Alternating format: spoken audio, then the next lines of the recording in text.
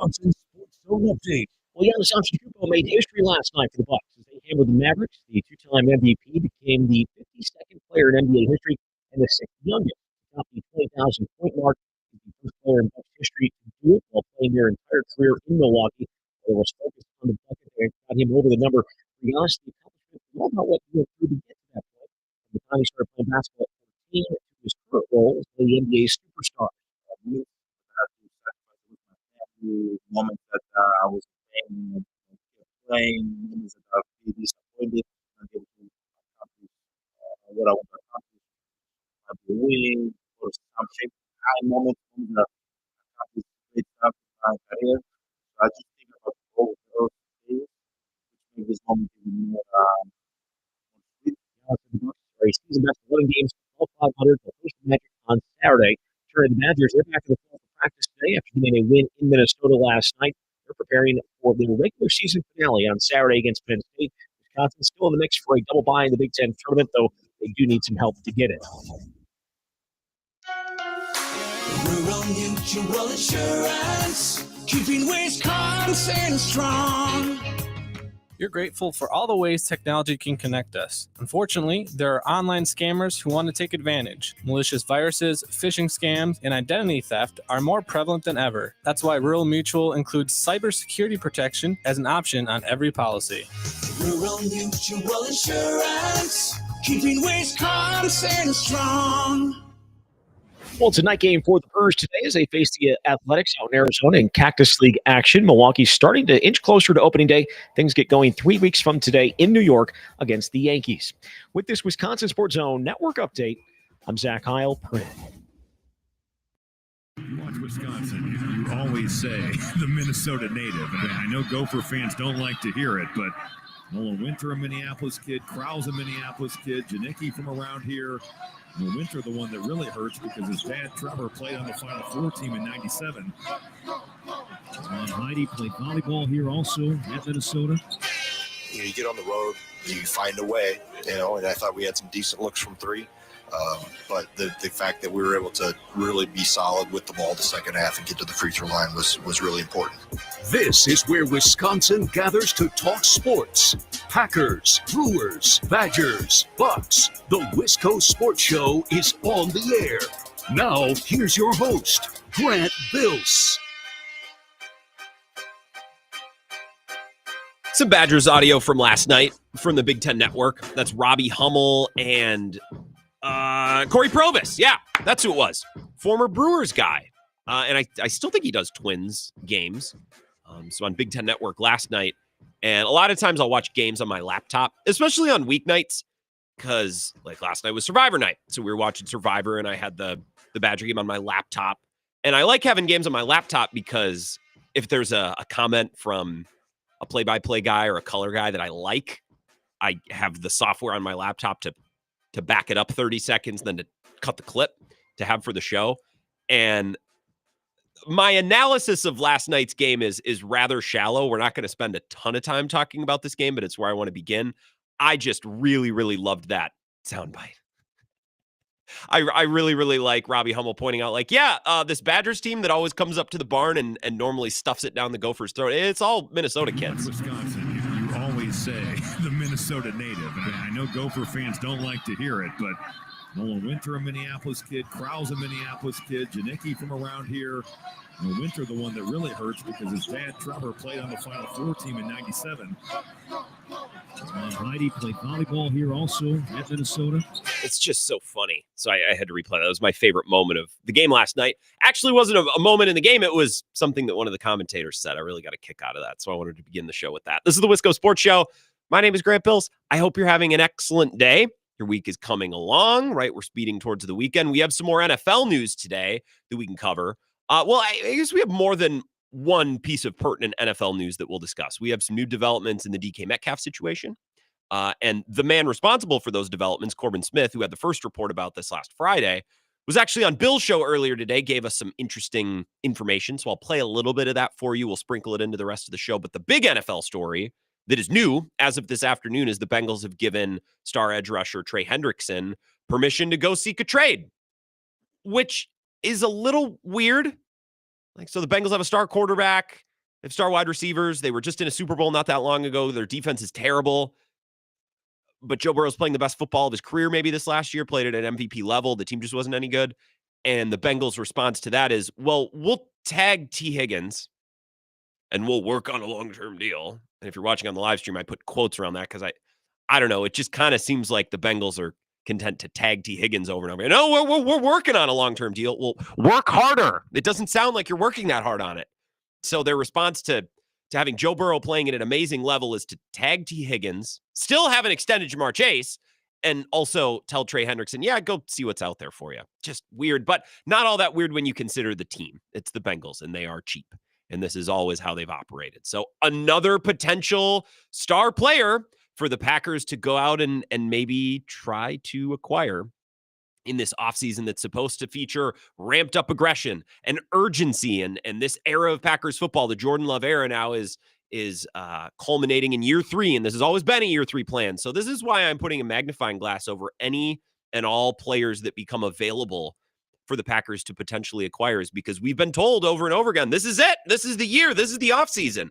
So I'm putting a little bit bigger magnifying glass on some of these possibilities than maybe I would in other off seasons. Mike Clemens going to join us to talk about all of that and anything that he saw at the Combine last week and anything that he's seen and heard surrounding the Green Bay Packers. The official NFL offseason, I believe, going to start next weekend or next week. I believe legal tampering begins Monday and free agency starts Wednesday. So we're just about ready for things to fire up officially, and Mike Clemens will help us kind of make sense of it all. He'll be here in about 20, 25 minutes. 608-321-1670. If you have a thought on anything, I'll take your calls throughout the show as well, and you can text that number too. You can comment on the live stream as well. It's up and streaming. It looks good, sounds good. I haven't seen any complaints on the live stream. That's normally how I test the technology.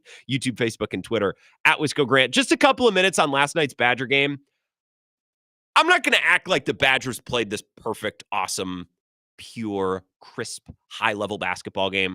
I tweeted at one point last night that this is some really hammer-headed basketball. Like, the Badgers would make a couple of shots, and then they'd go quiet for a couple of minutes, and they'd turn the ball over, and there's a lot of loose balls that seemingly no one can grab, and even when the Badgers missed three-point shots, which is bound to happen, they were missing really badly. Like, it looked like someone had changed the dimensions on the court, or the rim was a little bit higher or lower than it was supposed to be. Like, even their misses were like, my God, have you ever shot a basketball before? Like, it wasn't a pretty basketball game by any means. And then both teams were in the double bonus with like 6 or 7 minutes left, which I despise because that means it's a free throw fest, although that benefits our team. But it also means that they're probably players in foul trouble. Like John Tonje, was it the second or the third foul? I think it might have been the second. He was just standing under the hoop. They just invented a foul. So now he's on the bench, one of the most exciting players in the Big Ten. Okay, let's take him off the court so we don't get to watch him. Like, it was a clunky, far from perfect basketball game. I'm not saying it was great. I'm not saying it was perfect or beautiful. But as I tweet out a couple like celebratory things last night, about Jack Janicki or about Wisconsin very much now staying in play for that double bye in the Big Ten tournament, I get Badgers fans in my mentions, and maybe I shouldn't dictate so much time on the radio show to what things are being said on the internet, because not everyone's on the internet. Your life is better the less you're on the internet. But I got all these tweets, and I saw all these tweets today where it's like, they were lucky to get out of there with a win. I mean, Minnesota's terrible. This is classic guard. This team's falling apart in March. I would have liked to see the Badgers shoot a little bit better, don't get me wrong. And I would have liked them to win a little bit more, of course. But the spread was 6.5. Wisconsin won by 7. And I think all of you that were expecting Wisconsin to go in and blast Minnesota and win in a blowout, because we lost on Sunday to Michigan State, so here's the bounce back spot on Wednesday night, right? Well, Zach brought this up on the morning show, and I should have done a better job communicating this throughout the last couple of days as we got ready for Wisconsin, Minnesota. Wisconsin doesn't win in blowouts up at the barn. They've handled Minnesota pretty much without failure for a while now. Like, they beat the Gophers consistently, and I don't know what the winning streak is up to. The last time that the Gophers won, I'm looking at the series history on the Badgers website, was the 5th of February in 2020. So right before the pandemic. That's the last time the Gophers beat the Badgers. But games at the barn have been close. And Zach pointed this out the other morning, and I should have hammered this home. I should have brought this up. I should have done a better job maybe setting expectations and framing this game going into last night. But the last couple games at the barn have been this. Last night, Wisconsin wins by 7, covered the 6.5 for everyone who wants to complain about how close the game was. The last time they were in Minneapolis, January 23rd of last year, Wisconsin won 61-59. It's a one-possession game. The game before that, March 5th, 2023, Wisconsin won 71-67. Not a one-possession game, but a 4-point game. Pretty close to a one-possession game. On the 23rd of February in 2022, Wisconsin won 68-67. And then the previous time at the barn, the Badgers, that was the loss in 2020. Before that, February 6, 2019, Wisconsin went up there and won 56-51. Again, not a one-possession game, but a 5-point game. Wisconsin doesn't blow out the Gophers at the barn. It's not what they do. That's not how this rivalry, it's not how this matchup has worked. Wisconsin, pretty much without failure, has been better than Minnesota, and they've beaten Minnesota. But for whatever reason, over the last 5 years, they don't go up to the barn, even against far inferior Minnesota teams, and blow them out. It's typically a close game. So we have plenty of precedent over the last 5 years of this series, of this rivalry. I don't know that it's a rivalry. I think it's a rivalry for the fans, but Minnesota and Wisconsin have just, the last couple of years, and for a lot of their history, have just been in such a different place as a program. It's hard for me to call it a rivalry, but this matchup at the barn has always kind of looked like how it looked last night. Okay. And it could have been better. It could have been cleaner, but Wisconsin cleaned up the turnovers in the second half. They didn't hit enough threes, but Blackwell got downhill to the rim, and Tanjay got downhill to the rim. Tanjay, even though his shots weren't falling, and even though he was in foul trouble, he still found a way to almost get to 20 points, got to the free throw line. And isn't that how this Wisconsin team works? It's like, well, they shoot the three ball really well, and they really play at a high pace. But even when the threes aren't falling, they're an unbelievable free throw shooting team, so they can get to the line and get by that way. Well, that's what they did last night, and I'm just a little confused by a portion of Badgers fandom that just they're just waiting for the other shoe to drop on this team so they can bitch and complain. And this is Greg Gard. This is what he does this time of year. They covered the spread in a game where they didn't even play that well. So I know I always joke about the Fire Guard crowd, and the Greg Gard gauge is kind of satire at the on or off nature, right? The very what's the word where it's night or day, one or two, black or white? There's a word to describe this, and I can't come up with it, but hyperbolic. It's not the exact word I'm looking for, but it'll work. Like, this fan base is very hyperbolic with Greg Gard. The Badgers win. He's underrated. He's a great coach. Silent assassin, like John Rothstein says. Wisconsin loses. Well, Fire Guard, he sucks. It's like, you people, I don't get it. I'm never going to tell you how to fan, but I'll tell you that the Fire Guard crowd, you're just wrong. And I don't know what tree you're barking up. You're like the World War II soldiers in the islands that were fighting into the 1970s. Like, what? I don't understand your headspace. I don't understand where you're coming from. I'm not trying to be a shill for this Badgers team. I'm just trying to make sure that we react and we follow this team with half a brain, and we understand how the sport works.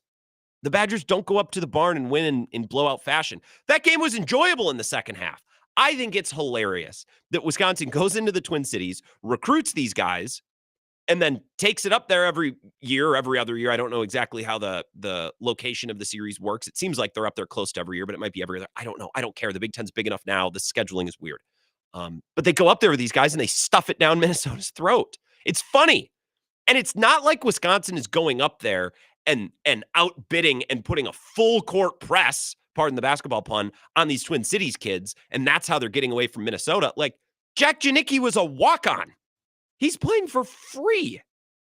And he goes up there and shoves it right in the Gophers' face with all of his friends and family from White Bear Lake in attendance. That dude is a dog, by the way. That guy can play for my team as long as he wants to be at Wisconsin.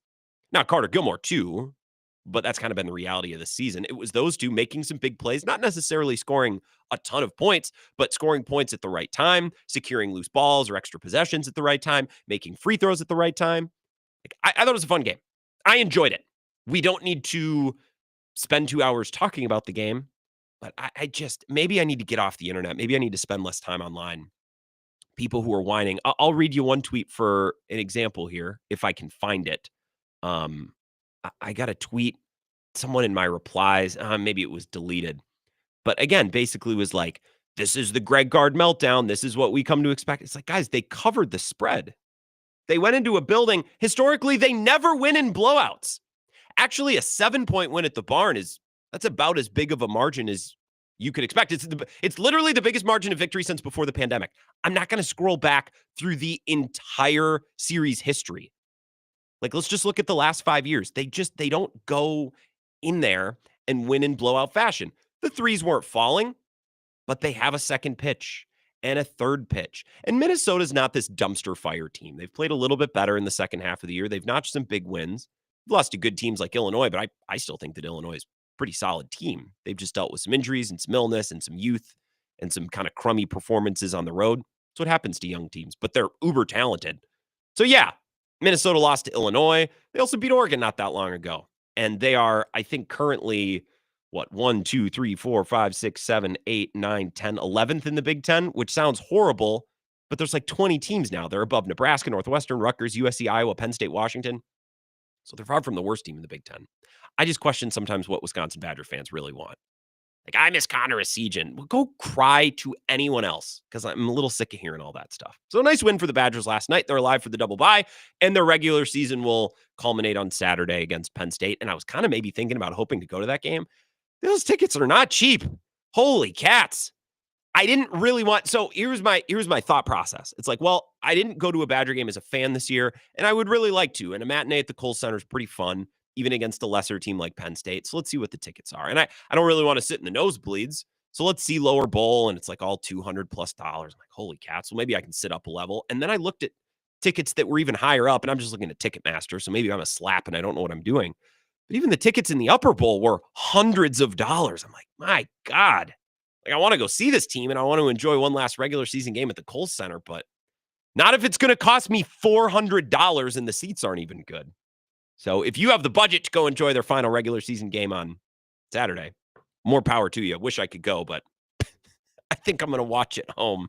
I think I'm going to sit this one out. If you have any thoughts on what Wisconsin did last night, any college basketball thoughts, or honestly a Bucks thought, they looked pretty great last night. That was a fun game to watch. Dame was hot at the beginning. Kuzma looked smooth, and Giannis just, I mean, to say that he's underrated and underappreciated, to say that most are taking him for granted at this stage of his career would be an understatement. But I feel like I got to say it anyways. Like, he just continues to be brilliant. So if you have a Bucks thought, a Badgers thought, anything from last night's slate of basketball action, Marquette losing as well to UConn, their struggles, at least in some portions of the game. Offensively, they still really continue to struggle. So if you have any thoughts on any of the basketball action last night, this next segment would be great.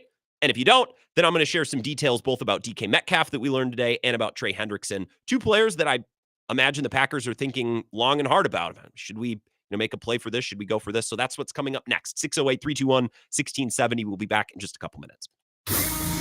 This is the Wisco Sports Show with Grant Bills on the Wisconsin Sports Zone Radio Network.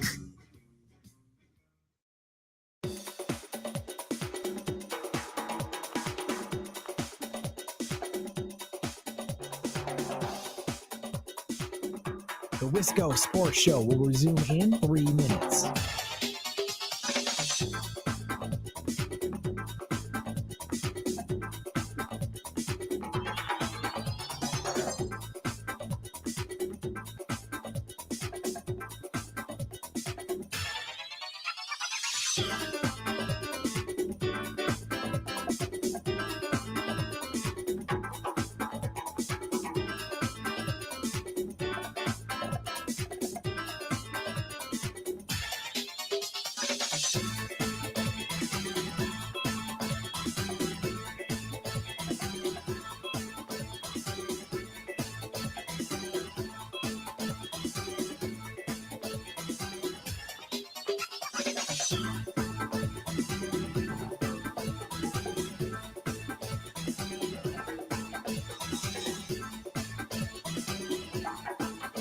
The Wisco Sports Show will resume in 2 minutes.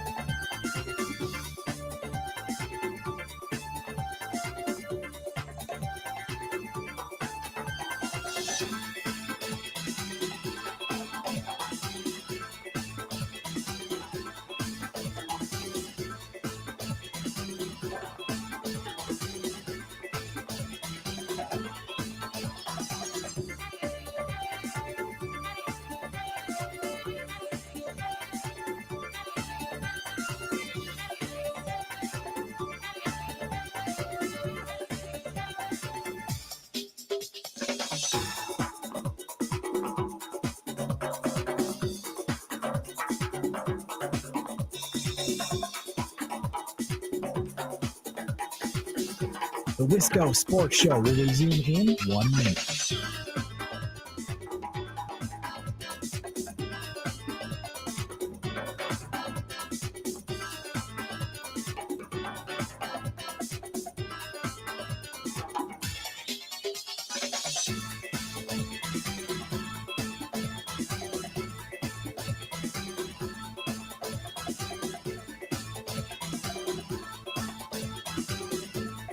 The Wisco Sports Show will resume in 30 seconds.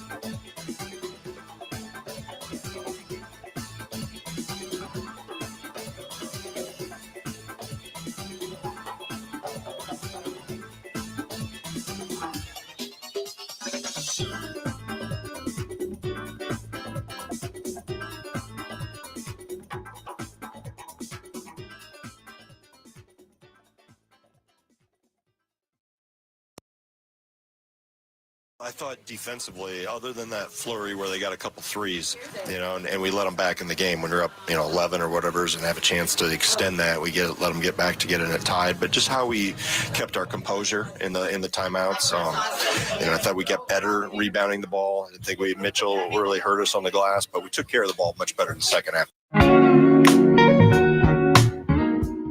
It's Greg Gard. I think their defense has improved the last couple of games. They've risen defensively in the Ken Palm. Their offense has gone down a bit. Credit that to a lot of missed threes, some turnovers.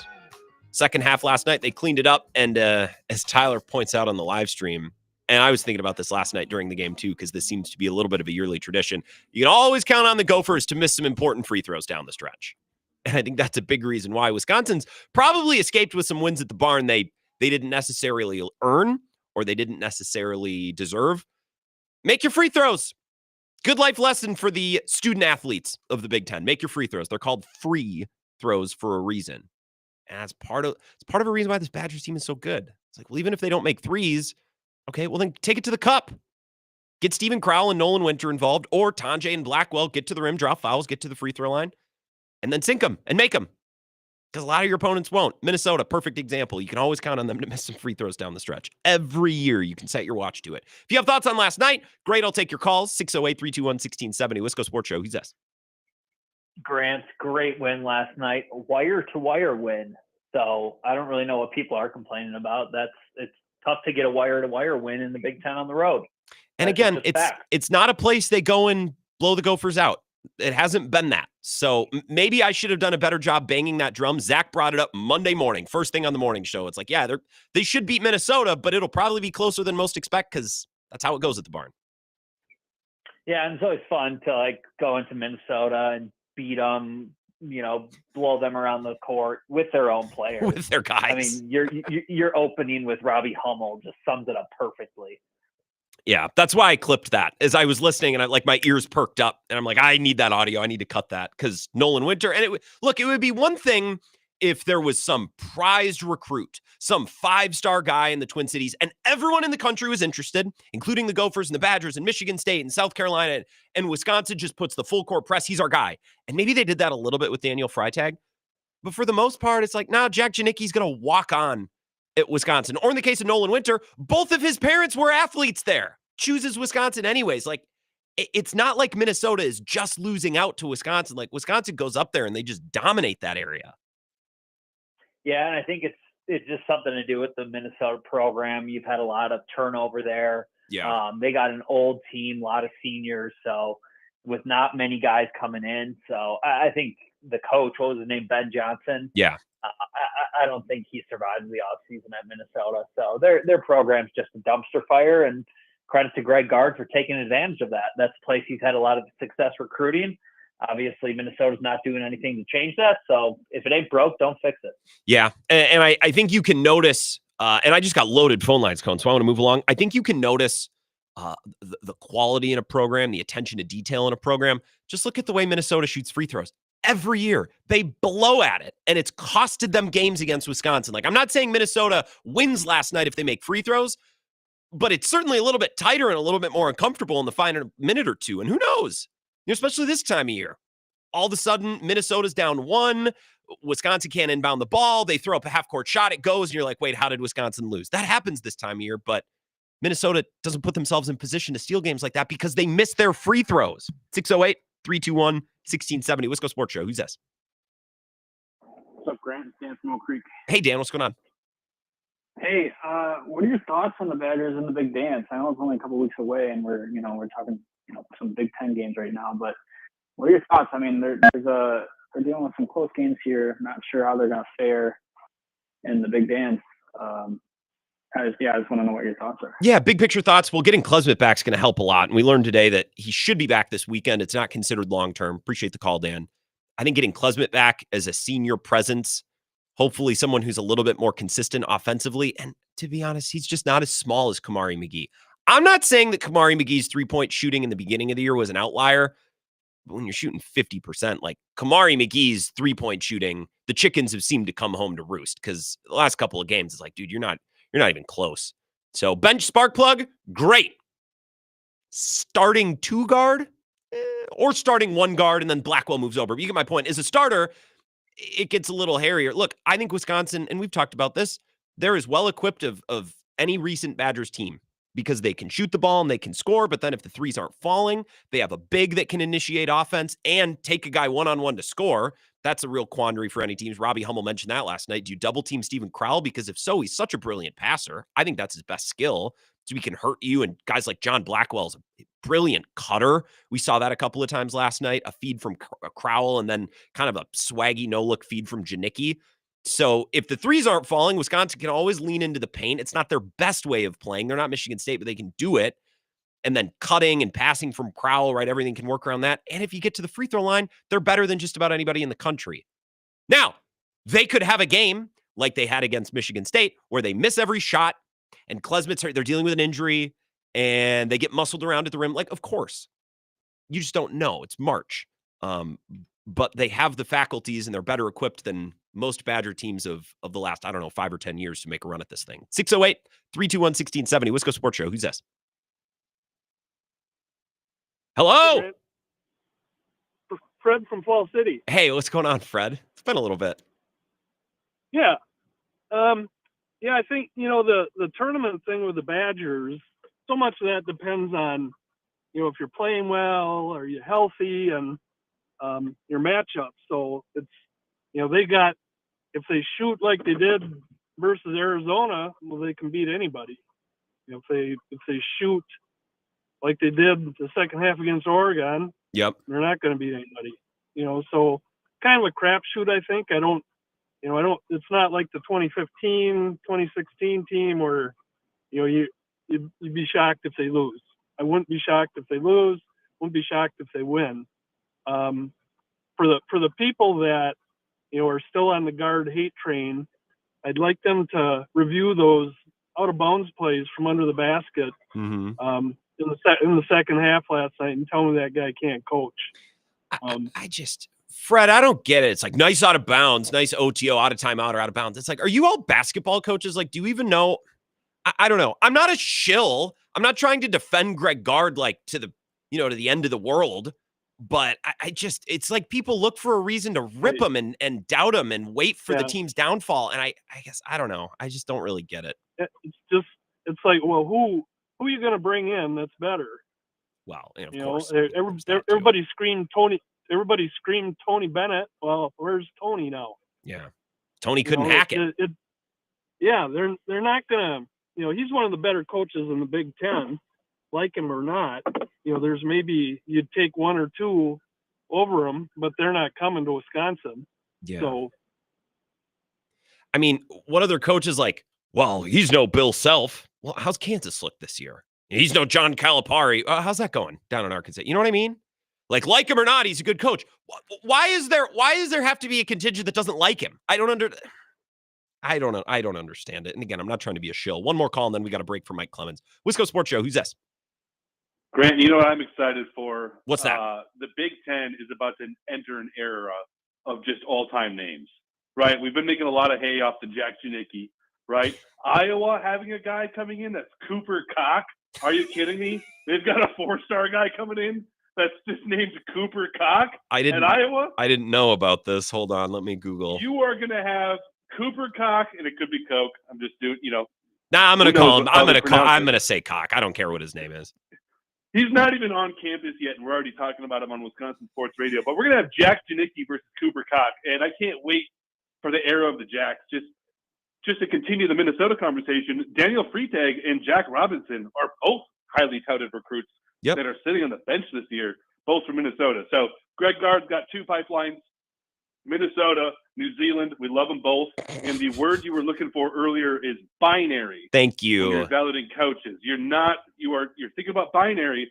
And when it comes to being binary and thinking about head coaches, these are the same online Badgers that just convinced Wisconsin to fire their football coach and move on to the program, right? He's a good coach, but he's just not doing enough now. Yeah. How's that working out, everybody? How's that working out? So if you're online, relax. Greg Gard's a great coach. Excited for March. Even if it doesn't go the way we want, we've got a competitive team because at the end of the day, we could just be holding out hope for Cock and be Iowa that doesn't have a chance. So Hey, Fran McCaffrey's not going anywhere, though. He's invested in the program. Hey, he's not leaving. I love, like this. which, by the way, I love how he said that at a presser. I'm not going anywhere. And everyone, I can just imagine all the reporters typing, looking around, like, was anyone hiring him? Like, I didn't know that was up in the air. We're going to take a break, come back in just a couple minutes. We could talk more Badgers hoops, some big NFL storylines today, including Trey Hendrickson being given permission down in Cincinnati to seek a trade. So we'll get to that in hour number 2 as well. When we get back, we're going to connect with Mike Clemens to hear more about what he saw and heard at the Combine, and we'll pick his brain on any Packers offseason related things as well. That's coming up next. This is the Wisco Sports Show with Grant Bills on the Wisconsin Sports Zone Radio Network.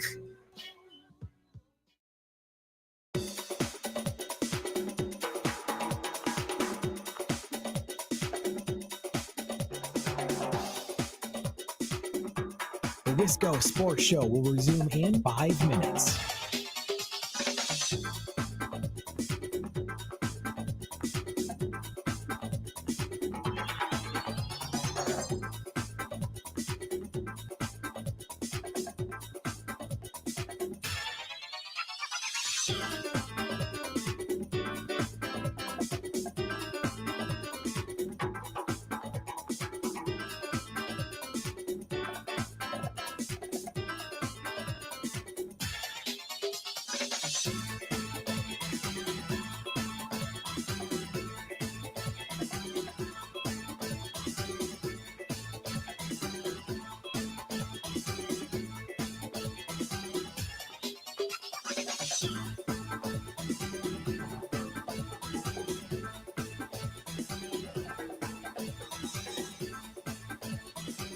The Wisco Sports Show will resume in 4 minutes.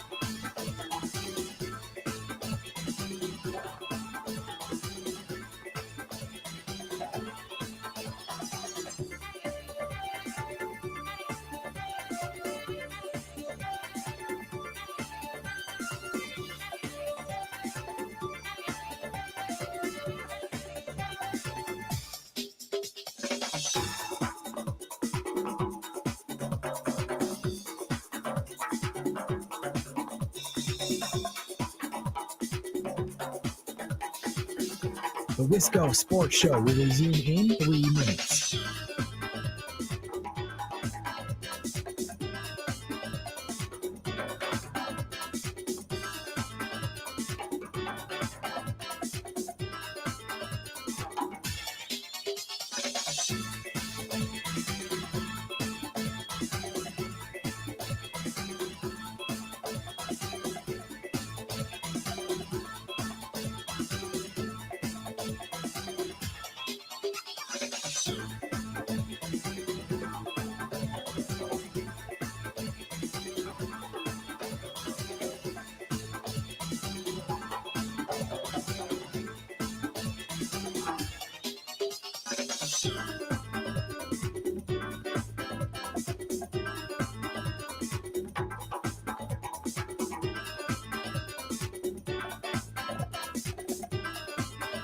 The Wisco Sports Show will resume in 2 minutes.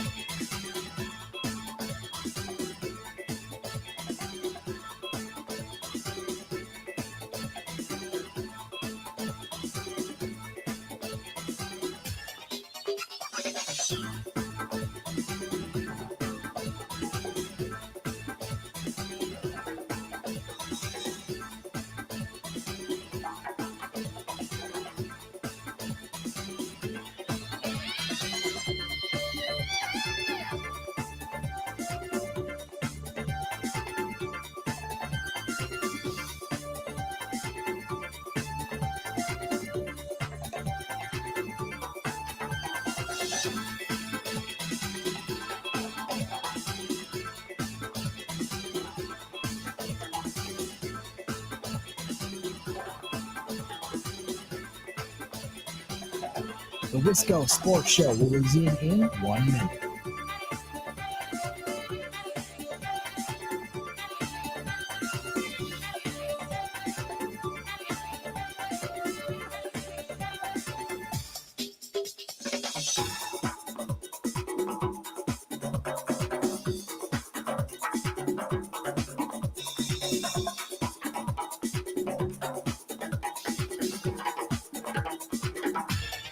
The Wisco Sports Show will resume in 30 seconds.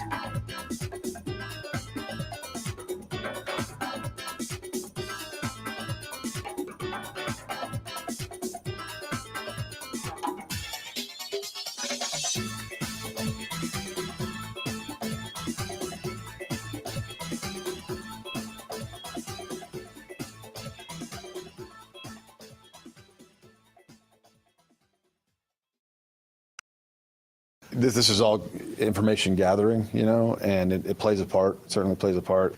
As we go through, we just got through about 2.5 weeks of draft meetings with our scouts. We put up the board initially, and we go through this week. And again, there's a ton of information, whether it be medical, whether it be psychological, whether it be the interviews that we do, the testing data, all that information will come back in, and then we'll go through about 3 more phases before the board is actually set exactly what we want. And all this information that we gather this week is a big part of that.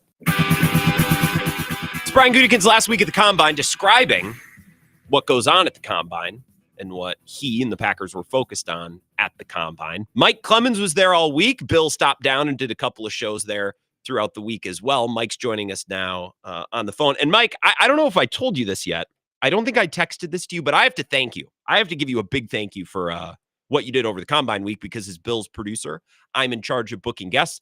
And I tell you what, last week for those Combine shows, I was sitting here and it was like guests would just appear at the table. Lauren Helmbrecht, who was great. And I texted her, thank you. And I was like, I can send you the interview. And she's like, oh yeah, when Mike came over and asked if I do a hit, how could I say no? So Mike, you were quite literally doing my job for me at the Combine last week. I have to thank you for fish that. jumping in the boat though, too, because there's people that listen to you guys, you know, that work in the media, that cover the team and everything. And it's like, oh yeah, sure. Where are you guys? Oh yeah, I'll be right over. So it was fun that way. I'm looking forward to you coming and joining us next year too down at Combine, because we had a really good time bringing the show down. I've gone for the last 20 years, and so I get all kinds of great stories out of it, and I get to hear from other teams, and you know it's pretty cool. You walk in the room and there's 12 of the top college football players all talking at the same time. Yeah, and it almost looks like kind of like a game show. You know? Yeah. And there's guys that you walk up to and you start listening to, and then you run into a true draft expert like Chad Reuter from Madison. Yep. Who, you know, now works for the league, has worked for some teams and just sort of, you know, self-taught, if you will, in this scouting type industry, and goes, oh, what are you doing by this guy? I go, I don't know. I just saw a few things, because I don't know. I don't scout college games. Put me out at Packers practice. I'll tell you what's going on then. But, you know, in terms of guys coming out of college, I don't have time. There isn't time to cover all of that. And I'm not going to fake it. But he knows that. He goes, well, let me tell you about this guy, this, and like, oh, really? So, you know, you get those kinds of connections like that just happen. So it's a really cool event. Well, and it doesn't seem like it's just media people. This goes on between teams as well, you know, general managers and scouts. And Mike, I don't think it's that different if you were to put all radio people in a city together for a couple of days because it's this niche profession and you can only really talk about it with other people who do it. Like scouts and general managers can really only vent and talk about scouting and general manager things to other scouts and general managers. So there's all these conversations that have been had. And now there's been this slow trickle since last week. Okay, a player like DK Metcalf is requesting a trade. Or now we learned today that the star edge rusher from Cincinnati, Trey Hendrickson, wants to trade. A lot of these things I would imagine start to kind of begin and to bubble during the combine when not just all the media people like you were together, but all the people from the teams and in the league get together. Yeah, Hendrickson. Now, did he? I mean, if I remember, like in November, December, wasn't he like leading the league in sacks, like 16 or 17 or something like that? He for the finished this last season, played in all 17 games. They didn't make the playoffs. He finished with 17 and a half sacks, 17 and a half last year, 8 the year before, and then 14 and 13 and a half going back to 2020. Like players like this typically don't become available, whether it's a trade or free agency. Like these guys don't hit the market. Well, him and Rashawn were Pro Bowl, right? And and I don't know if he was All Pro again or something like. He's like 29 or 30 now, though, right? Yeah, he's getting up there, I suppose, but he's been durable and available. Here, I'll give you a little trivia. Grant Paulson, who does radio in DC, just tweeted this. He tweeted, players like Trey Hendrickson shouldn't be available. It doesn't happen. The last time a defensive All-Pro who finished runner-up in Defensive Player of the Year voting to change teams in the offseason, the last player to change teams with that kind of resume was Kevin Green in 1996. This just doesn't happen. Boom. There you go, man. You know what, though? The one thing that really came through, and I can't tell you, well, in terms of the receiver situation, I don't see the Packers going after DK Metcalf just in terms of, maybe Devontae Adams. Sure. Because, when you start breaking down like their numbers, like who's getting first downs, who's actually making difference in games. I mean, DK Metcalf is a beast to cover and can break through, and we can all think of highlight plays.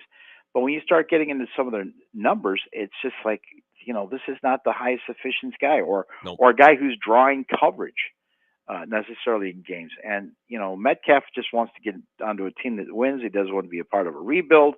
And he's probably not crazy about the new coach there and all that stuff, and he wants out. Well, you know something? If there's anything that Gutekunst, when you're with him, that comes through is at the end of the day, it's got to be the right fit. Yeah. It's got to be a character guy. I don't want to bring in a headache because things overall, you had the Dobbs situation and the Jair situation, and I don't want any more situations. That's the max for me, because if you look at our winning teams, they played for each other, they played hard, they worked hard, they wanted it. There's that competitive thing. They wanted to improve, and they feel that they're so close. They think they did a better job against the Eagles. And let's face it, man. I think the key play is Elton Jenkins getting knocked out by that linebacker that took a shot on his elbow or his shoulder pad rather. Sure. And knocked him out of the game. And you got Telefort and Glover, the rookie, that just stunk at left guard. And they had to go into halftime and make arrangements and changes to their offense because they were and just ask the Chiefs how going up against that Eagles defensive line worked out. So that I think people need to start thinking about, well, we got to get somebody for Jair.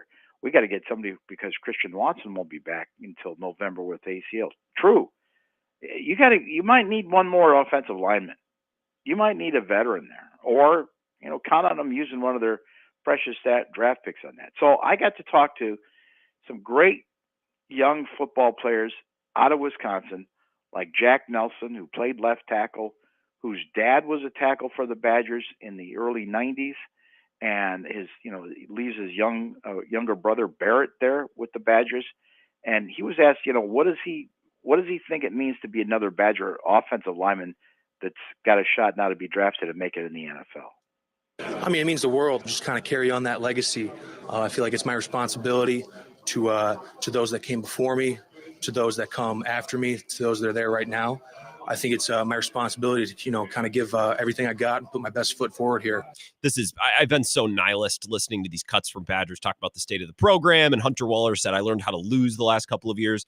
This is kind of the only legacy that somebody like Jack Nelson has to carry on because it's It's not like they won the Axe, year after year after year. It's not like they won the Freedom Trophy or the Heartland Trophy. Like, I guess all that's left for him is, hey, I'm going to go to the NFL and be a great pro like so many previous Badgers have done before me. Yeah, well, the way I looked at this kid was, first of all, he's really articulate. Yeah. I mean, the scouts have got him as a backup offensive lineman, a guy who plays special teams for you, at least in his first year or two. And that's fine. I mean, he'll go, day 3 if he gets picked and all. He's got the size. I think he's 6'7" and about 314, 315 or something.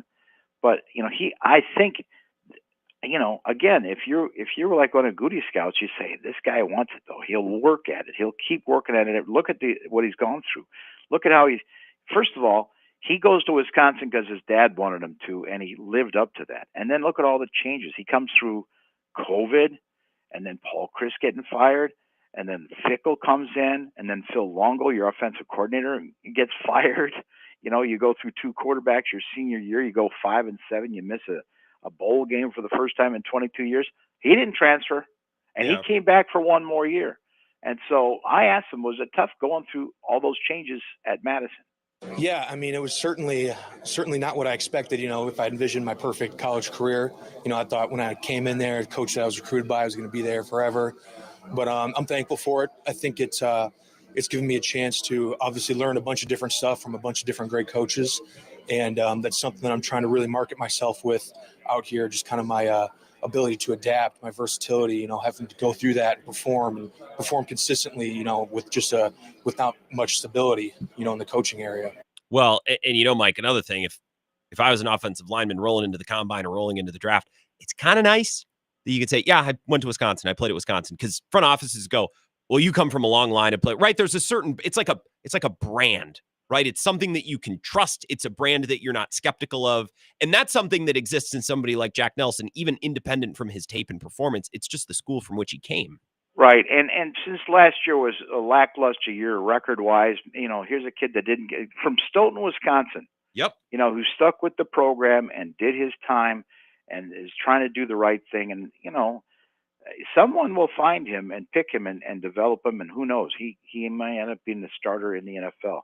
Then another kid that was down there from the Badgers, besides Wohler, we talked to him and played some quotes from him, was Joe Huber, who's a little more shy, but a big kid. Also, he's played everywhere for them. He was at left guard, right guard. He's had 800 snaps at different positions, and even they asked him to play some center at the Shrine Bowl. Mm-hmm. And Huber was like an hour late for his media session on Saturday. He was supposed to be there at 10, and I waited. It's like you thought they were literally wrapping up the cables. They were done for the weekend, but he still came down, huffing and puffing, because there'd been a long line at the MRI, and so if somebody ahead of you has got to have extra ones, being late for your media. He apologized, like, no, that's okay.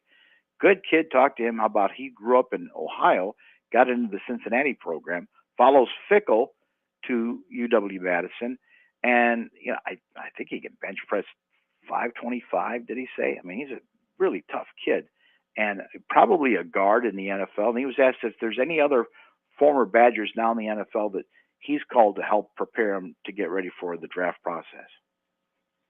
Yeah, I talked to my teammate Tanner Bordolini from last year, who came to Indianapolis. Put on a freak show. Oh, yeah. So he just kind of gave me the rundown and told me what to expect coming here. It's funny because these college athletes, Mike, who come out of programs like Wisconsin, it's no different. Like if you go to a university and there's a network of alums and you can, find them in business and, employment opportunities. Football's the same. Yeah, I'm a Wisconsin Badger lineman, so I can maybe get a hold of the phone number of some guys who've gone before me, hit them up for advice. And it's that brotherhood that, we experience it differently with the schools that we went to, but that's something that we kind of experience, not as athletes, but it's something that they get to use as a resource going into the league. So I'd met this reporter from the Colts earlier in the week, was asking me some questions about Green Bay, and we were kind of swapping back and forth. And he said, Chris Ballard, mm-hmm. The GM we cover, he went to Madison, was a receiver. I think he blew out his knees in the early 90s or so. But, he loves, like Bordolini, right? He drafted Bordolini out of it. So the GM of the Colts loves Wisconsin players, like Bordolini, like Jonathan Taylor. And he said, don't be surprised if, he takes that Joe Huber kid and adds him to the roster down in Indianapolis. Yeah, I like that. We're here with Mike Clemens, breaking down a little bit of what he saw and heard at the Combine. And you didn't just talk to Badgers. So you talked to all the Badgers who were down there, but it's funny about you. So you're at the Shedeur Sanders press conference for all of these and some of these top prospects. And I kind of like that you've raised our antenna, at least to the offensive line position, because I wouldn't be shocked if the Packers go there at 23. I don't think they're going to take a ton of offensive linemen in this draft, but I kind of feel like they take at least one or two just about every single year. That's just what they do. Well, right now, who's your best offensive lineman? It's Zach Tom. Yeah. And there's a good chance he gets a deal renewed this summer. Mm-hmm. Like maybe, an extension right before training camp. And then I'd say it's Elton Jenkins. And then number 3 would be Josh Myers. Well, as Gutekunst said, we're down here this week to decide what our walkaway money is. Yeah. In other words, on a Josh Myers-like question, okay, here's what we're willing to pay him to bring him back for another 4 years in Green Bay. But here's our limit. Because if he gets an offer better than that we cannot match, then we'll just move on and we'll do something like move Zach Tom in the center or Elton Jenkins over, right? Mm-hmm. Your next guy is Rasheed Walker. I mean, that's playing with house money. A 7th-round pick is your left tackle. No kidding. And then Jordan Morgan, your 1st-round pick, who you didn't really get to see because of the shoulder surgery and IR, and then Sean Ryan. And then after that, it drops off pretty fast.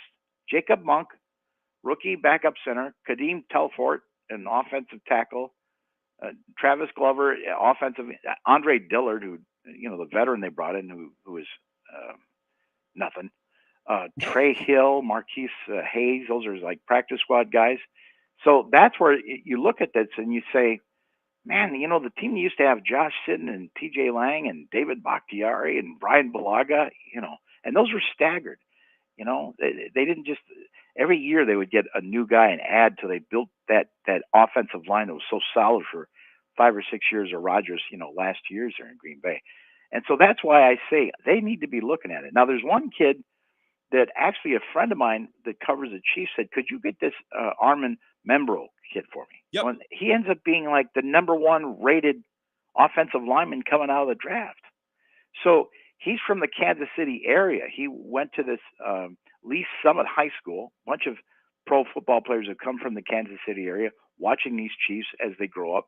He's got a high school coach there named Jamar Mosey.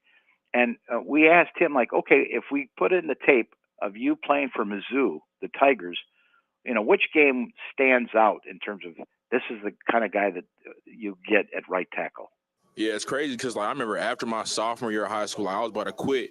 But then, he came up to me and he was like, hey, I think you might be able to play varsity this year. So that's when I started to kind of take it serious. And I hit the growth spurt.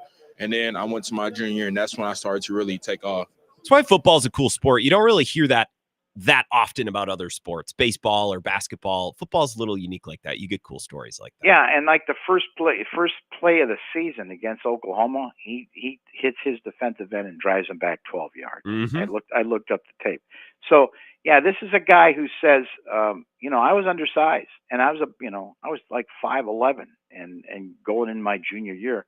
But the coach liked what I was doing. I didn't start football until I was in 8th grade. Couldn't afford it. Just, wasn't on my mind. And now here he is, a senior coming out of Mizzou and perhaps the highest rated offensive lineman. Even though he's only 6'4", he's 334 pounds. He's kind of a weird build. Yeah, he's small, but Will Campbell, who's thought of as a top prospect, he's got T-Rex arms. He's got tiny arms. So yes. There's not a knockdown, drag out like Joe Alt type of prospect at tackle early on. And I don't even know if Joe Alt's a tackle, but that was thought of as like, that's a no miss offensive lineman. You can take him in the top 10 and sleep great at night. And that's not where really that guy. And that's where the scouts, have to go to these teams. Yeah, I know he's just under 6'4", but you got to watch the tape of this guy. Sure. No one gets by him. And then, this tells you something about this year's draft class overall when a bunch of media are excited that Graham Mertz is in the building talking from the Florida Gators. And Graham Mertz, your former Badger quarterback, talked about why he left Wisconsin for Gainesville.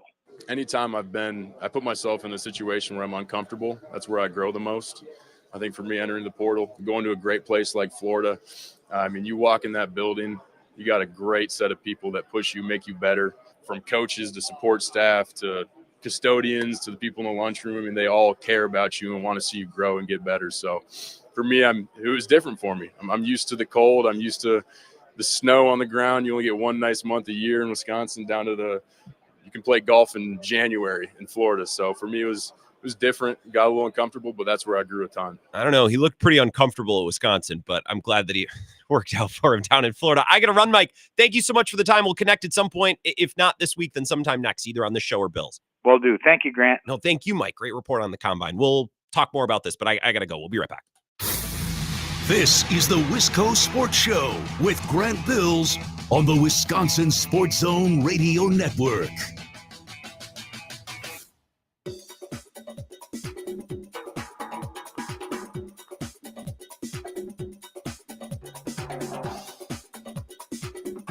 The Wisco Sports Show will resume in 3 minutes.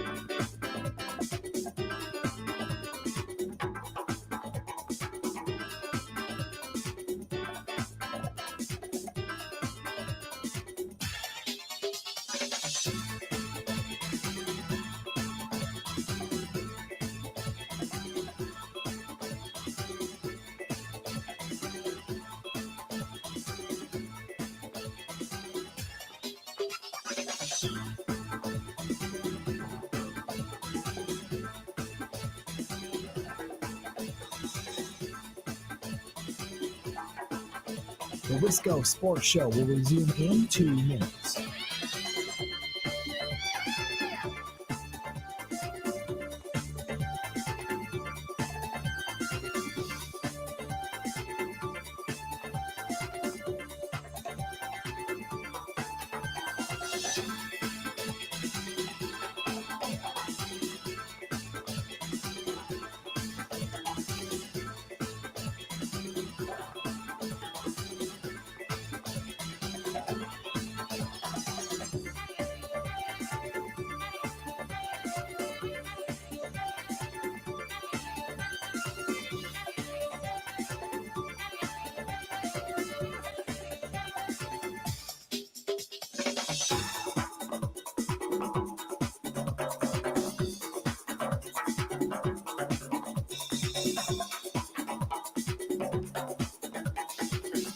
The Wisco Sports Show will resume in 1 minute.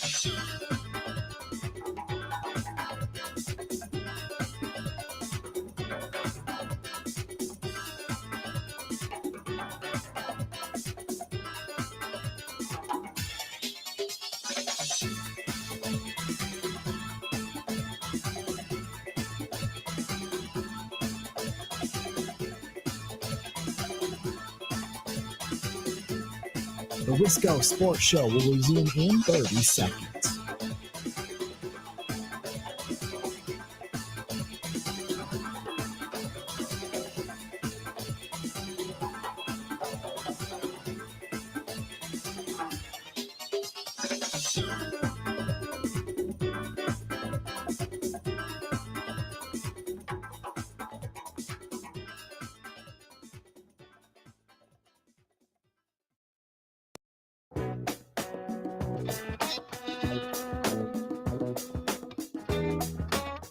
Went a little long with Mike. It's bound to happen.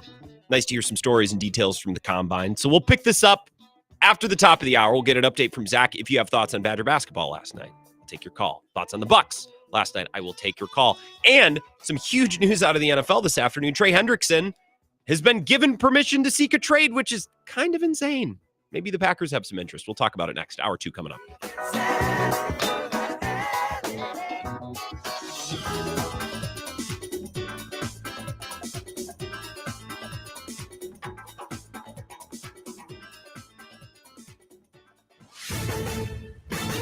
This is a Wisconsin Sports Zone update. Well, Wisconsin kept its hope for a double bye at the Big Ten tournament alive last night in Minnesota. Badgers gave up a double-digit lead, but regained their footing on the way to a 74-67 win. Gophers actually took a lead at 55-53 with 7:12 left before Badgers answered with an 8-2 run. Greg Gard was asked what he saw there.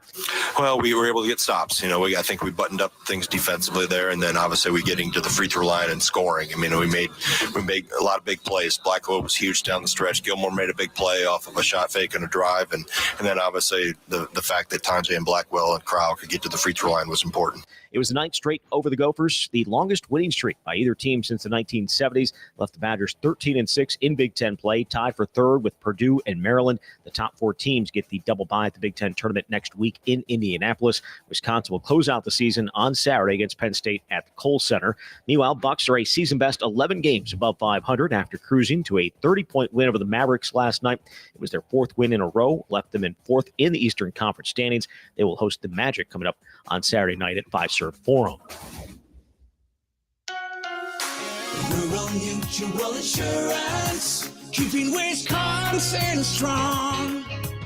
You're grateful for all the ways technology can connect us. Unfortunately, there are online scammers who want to take advantage. Malicious viruses, phishing scams, and identity theft are more prevalent than ever. That's why Rural Mutual includes cybersecurity protection as an option on every policy. Rural Mutual Insurance, keeping Wisconsin strong. Well, spring training continues out in Arizona for the Brewers. They will be back on the field tonight as take on the Athletics out in Arizona in Cactus League action. Opening day closing in. Things get going 3 weeks from today against the Yankees out in New York. With this Wisconsin Sports Zone Network update, I'm Zach Heil. Watch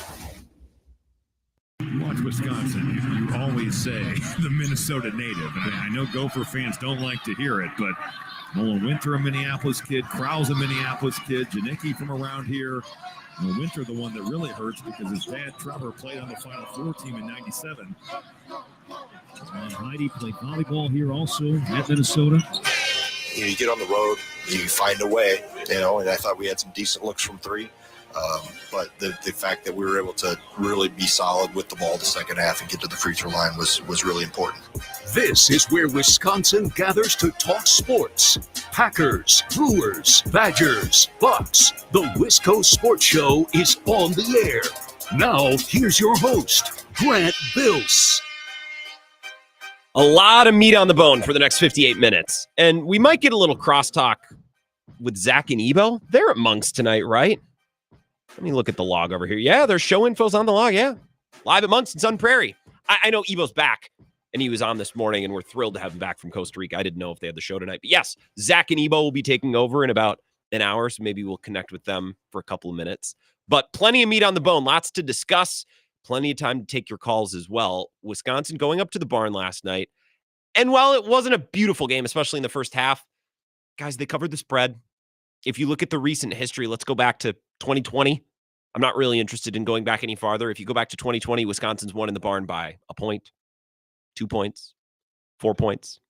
And Wisconsin's been better than Minnesota every single year. You know what I mean? It's just not a place that Wisconsin goes in and routs the Gophers. They win. Last time Minnesota beat Wisconsin, I believe, was in 2020. They've really strung together some wins against Minnesota, and it's especially funny because they go up there with kids from Edina and Egan and White Bear Lake, and I don't know where Nolan Winter is from. I don't know which burb. But they take all these Minnesota kids up there, and they just rub the Gophers' face in it.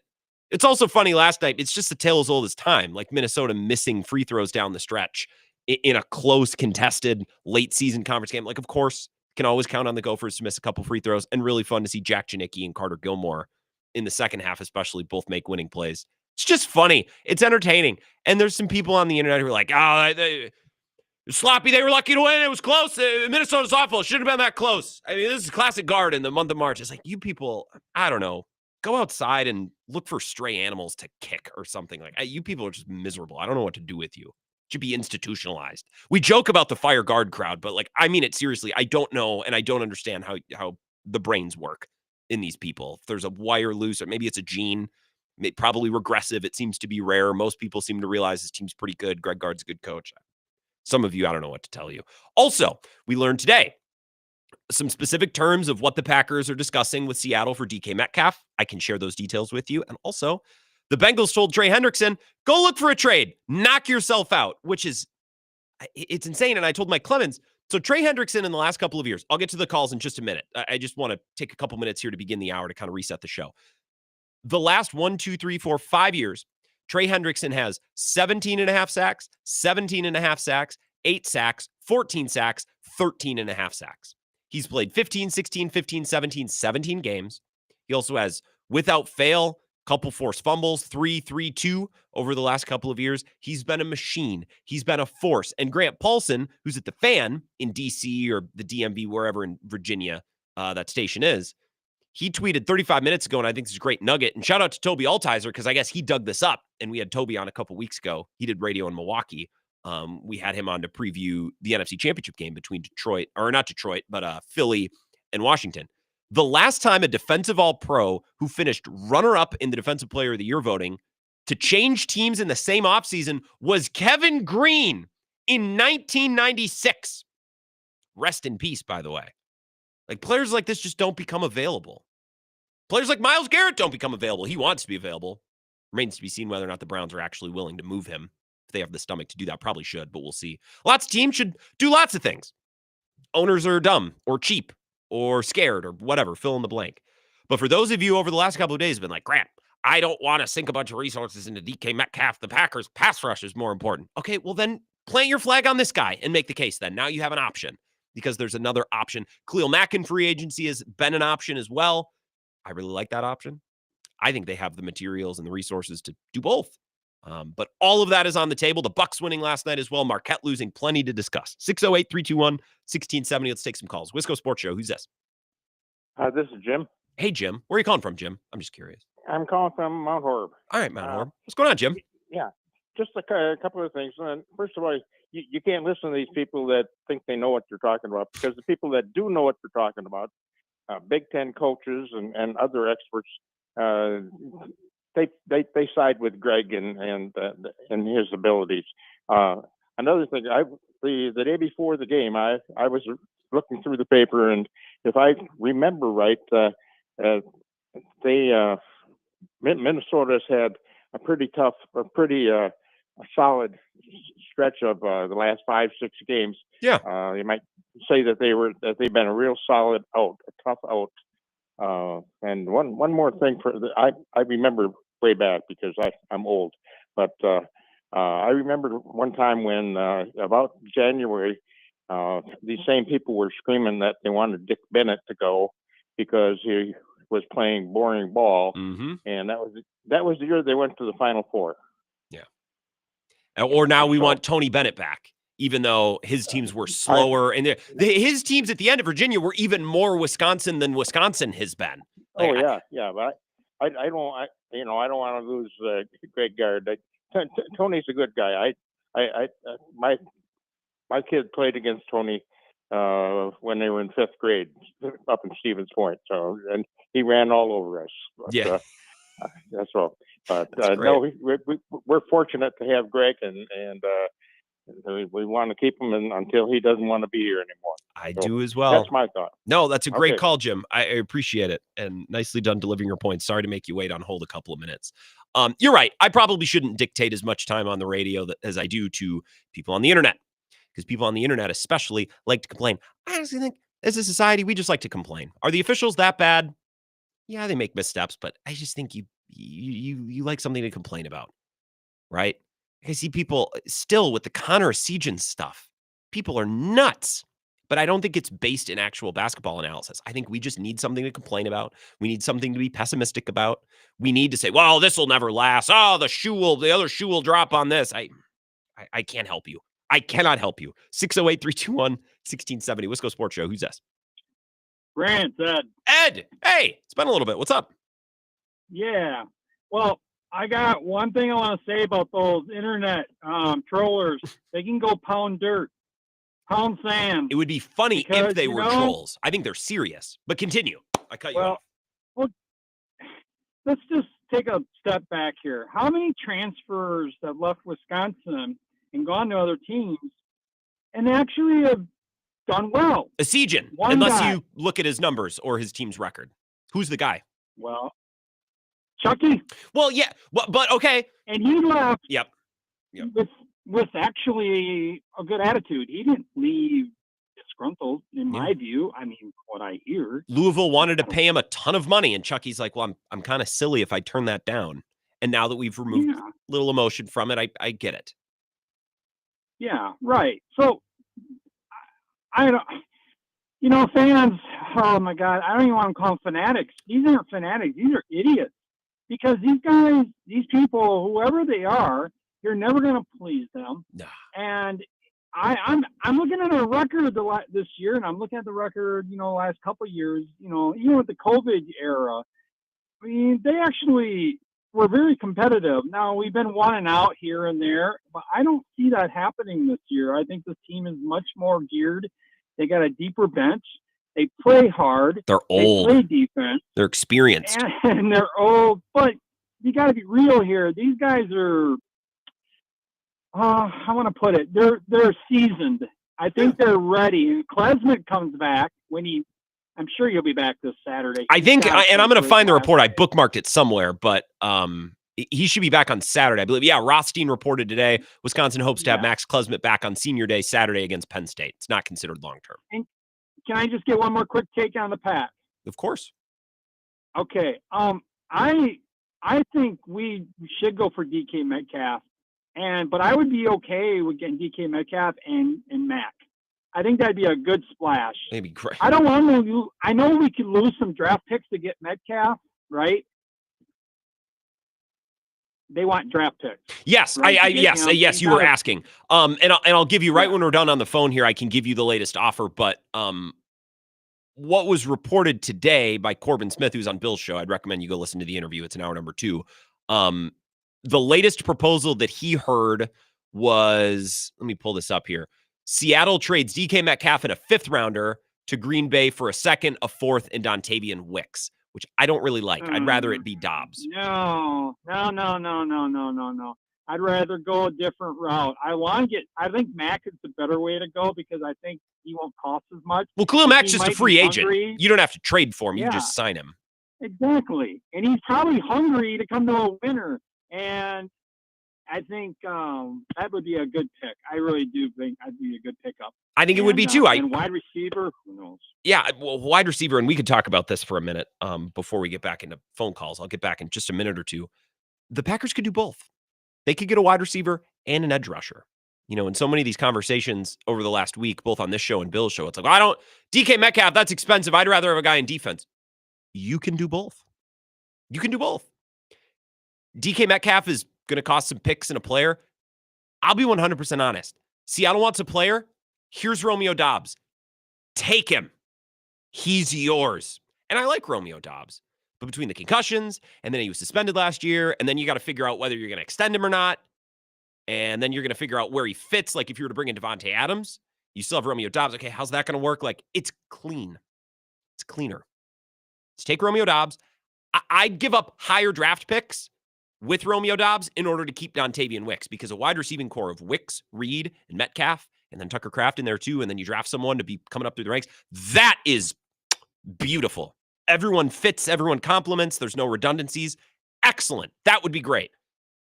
Losing Dontavian Wicks, I'm not such a fan of that one. I would prefer to keep him. Seattle says, or the reporting is here, for the Seahawks to be willing to lower their asking price down to a 2nd-round pick to orchestrate this deal, Schneider would ask for Wicks, who carries 2 years of remaining club control on the rookie contract and offers a more similar skill set to the departing Metcalf as a big-bodied physical boundary wide receiver. I'll be honest, I get the team control. Dontavian Wicks and DK Metcalf are similar in that they both line up outside and they're big, but they're very different. Dontavian Wicks is a precision route runner, separator. DK Metcalf is a straight line guy, speed, big play threat. So miss me with that. Well, we want someone to replace DK Metcalf. Well, then you can have the corpse of Christian Watson because that's more comparable. I would rather, let me ask you this, Packers fans, chew on this. And maybe I'm insane for even considering this. If the options are to acquire DK Metcalf, Wicks, a 2nd and a 4th, or Romeo Dobbs and a 1st, Is it nuts to think that I would actually rather give up Dobbs in the first and just call it good than Wicks and lesser picks? I'd rather give up a better pick and keep my choice of wide receiver. Maybe that's insane. Maybe that's nuts. But I feel strongly about Wicks. I still don't know if I would let Wicks stand in the way of acquiring DK Metcalf. Cone has been banging this drum. It's like nobody on this roster is untouchable. Come on, guys. And I think that's unreasonable. I think that's reasonable. Cone's very reasonable. I think that's reasonable. But I tell you what, I'd certainly prefer to keep Wicks, if for no other reason than team control, fit alongside Metcalf. Like, I'd prefer to keep him. If it takes Wicks to get it done, then I guess I'd still probably do it. I'm just so hot and bothered for DK Metcalf. I think I'm in too deep to this thing. 608-321-1670. Wisco Sports Show. Who's this? Grant, Packer fans just got to sack up, like you said yesterday. I think Metcalf is a transformational player that will help this offense greatly. And whatever it takes to do it, just do it, right? I mean, scared money don't make money, Matt in Cross Plains. That's what my dad always told me. He didn't, but I mean, my take would be like if Seattle would be willing, I'm not sure they'd be willing, but to forego a first-round pick this year, and we'll give them our first-round pick next year in the draft, because the draft is in Green Bay, and I'm sure Gutekunst wants that first-round pick I don't care. appease the fans. I don't think he cares. What's that? I don't think he cares, I think he cares. at all. Yeah, I think he cares. Are you kidding me? Well, no, I think he cares. It's Why? a big deal. He doesn't want fans to hate him. They hate him enough already, Grant. They're not going to hate him over You know, that. They're not going to hate him over yeah. that. Grow up. That's not, and I say that respectfully. Matt, you're a great caller. I love your sports takes. I think anyone who's bogged down in this idea that draft picks are going to be handled differently because the draft's in Green Bay, I think it's insane. The Packers, of all teams, would be the last team to care about such a thing. Well, fine. Maybe you're right, but that's just the fanatic coming out in me, and I don't want to give up a first-round pick this year, so I guess I'll have to go with your, the second and the fourth, and Dontavian Wicks. I think Dontavian Wicks is expendable then. I don't think he's going to get in the way of a transformational DK Metcalf, who's way more productive, obviously, and has longer tenure in the NFL. It's okay. And, one thing Gutekunst is good at is getting good players in the draft, right? So I'm sure you can find another wide receiver as well. So there are others. There are others for sure. I like the idea, Matt, you reiterated this. It's a good call. The Packers fans need to sack up a little bit. And this came up on Bill's show earlier today, right? Because we got some details from Corbin Smith, who was on the show. Hour number 2, go listen to it. Maybe I'll cut a clip or something we can listen in a little bit. I don't want to just replay the whole interview because you can go listen to it. Hour number 2 of Bill's pod, Spotify, Apple, wherever you get your pocket. You know how it works. We started talking about terms and what Seattle would want. You got to remember that DK Metcalf is going to get an extension and probably ask for upper 20s, $30 million a year, somewhere in there. Also got to remember that the cap's going up. So $30 million a year ago or 2 years ago, or right now, is not going to be $30 million in 2 years. Like, I'm not really all that worried about the contract. Packers fans, we begged for years. We got to get out of Aaron Rodgers' contract. We got to get rid of that money. We got to get out of cap jail. We got to get out of salary cap hell. We're finally out of there. Bakhtiari, Rodgers, that money's gone. Well, we can't give that much money to a wide receiver. Then what's it for? To extend Lucas Van Ness? What's it for then? What's the money? What is the money? What is the money for? What have we been working toward? What have we been building towards? If not to perchance trade a pick or to sign a player or maybe to do both at once. Khalil Mack, that's a free agent. Devontae Adams, free agent. If you would prefer to bring in Devontae Adams instead of trading for DK, fine. Okay? But that's going to cost money too. Because Devontae Adams is a free agent and there's going to be a lot of teams going to try to offer him a pile of money. It's not like the Packers are going to get him for a song. And I just read so many comments on Bill's live stream and we took calls. It's like, well, price is a little steep. Yeah. Good players are expensive. You need to pony up for difference-making players. You know what I mean? That's the name of the game. That's how this business works. So Packers fans, we're all, we got to go for it. I'm sick of this team just getting to the playoffs, and that's just good enough for them. Okay, well then guess what? Might cost you some draft picks. Might cost you a top-of-the-market contract. That's how the world works. It's the cost of doing business. It's the cost of getting an elite player. We'll continue this next. More of your calls, more thoughts, and I got some audio from both the Trey Hendricks situation and the DK Metcalf situation. This is the Wisco Sports Show with Grant Bills on the Wisconsin Sports Zone Radio Network.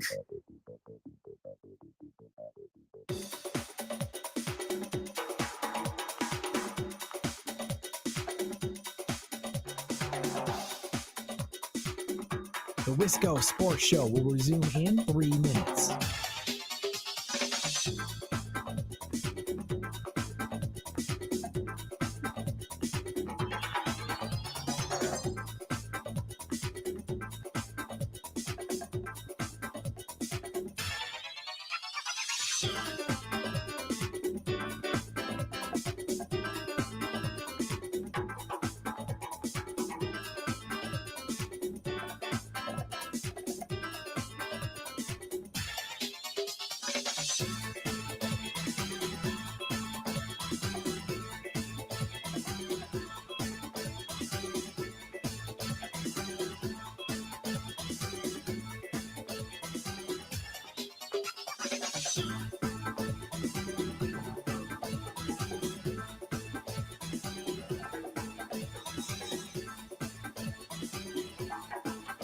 The Wisco Sports Show will resume in 2 minutes.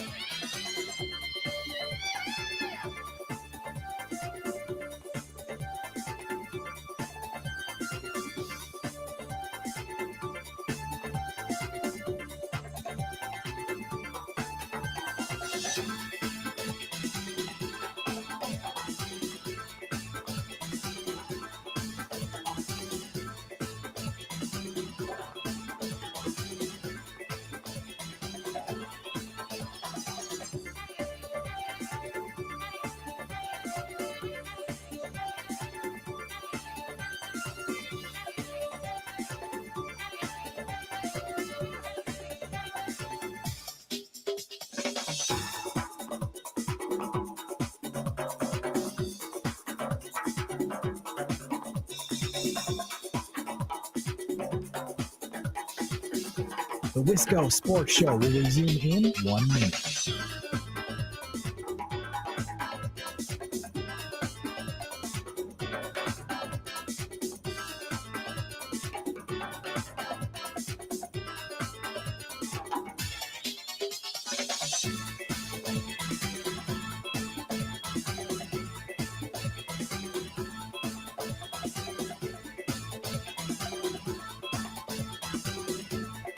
The Wisco Sports Show will resume in 30 seconds.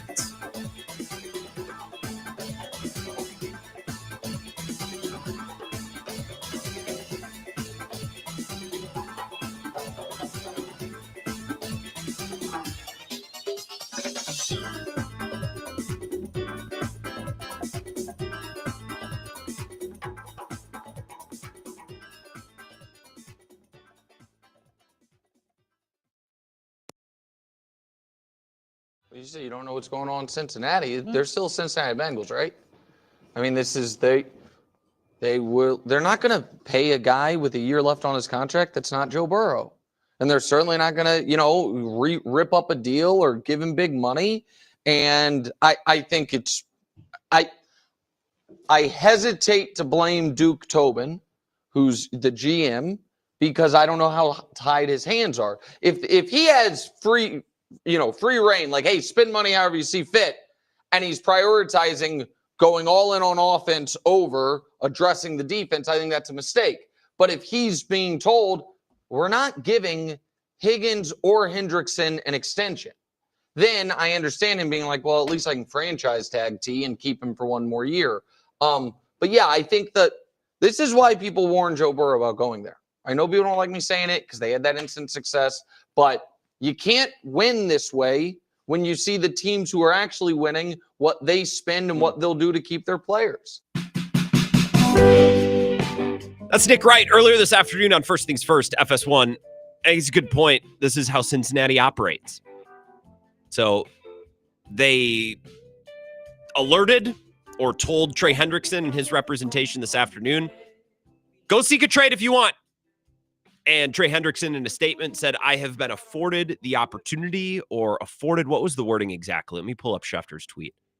This is his tweet. The Bengals have taken the rare step of granting all-pro defensive end Trey Hendrickson permission to seek a trade. It's been an honor and privilege to represent Cincinnati over the last 4 years, said Hendrickson, the NFL sack leader. I love this city and organization. I appreciate the privilege of now being allowed to explore my options. Trey Hendrickson is undescribably good. I mean, I can describe it, but I'm a wordsmith. just my job to describe things, I guess, but he's really freaking good. Trey Hendrickson in 2024, this is from Lewis Riddick, 3rd in pressure percentage, number 1 in sacks and sack percentage. Interesting how pressure and sack, interesting. A player where pressure percentage actually results in results. Fascinating. 3rd in pass rush win rate. Last year, he was 7th in pressure percentage, tied for 2nd in sacks and number 1 in sack percentage, 11th in pass rush win rate. He has not missed a game or a start the past 2 seasons. He played 72% of the snaps in 2024 and 67% of the snaps in 2023. And the Bengals, who have an awful defense, terrible, miserable, prevented Joe Burrow from even being on the doorstep of the playoffs come the end of the season. And they're like, the best player on defense? Yeah, go on. Seek a trade. Here's what's so interesting about the Bengals and the way they've operated with Joe Burrow, Jamar Chase, T. Higgins, and the third member of the supporting cast triumvirate, I guess, around Joe Burrow is Trey Hendrickson, the one on the defensive side. And basically the messaging or the way that I read it from Cincinnati is, well, we can't extend T. Higgins yet because we're preparing money for Jamar Chase. Well, Jamar Chase hasn't been paid. You know what I mean? Well, we can't pay Trey Hendrickson because, we got these 2-star wide receivers that play with Joe Burrow. We need the money for them. Okay, but they haven't paid either of those guys.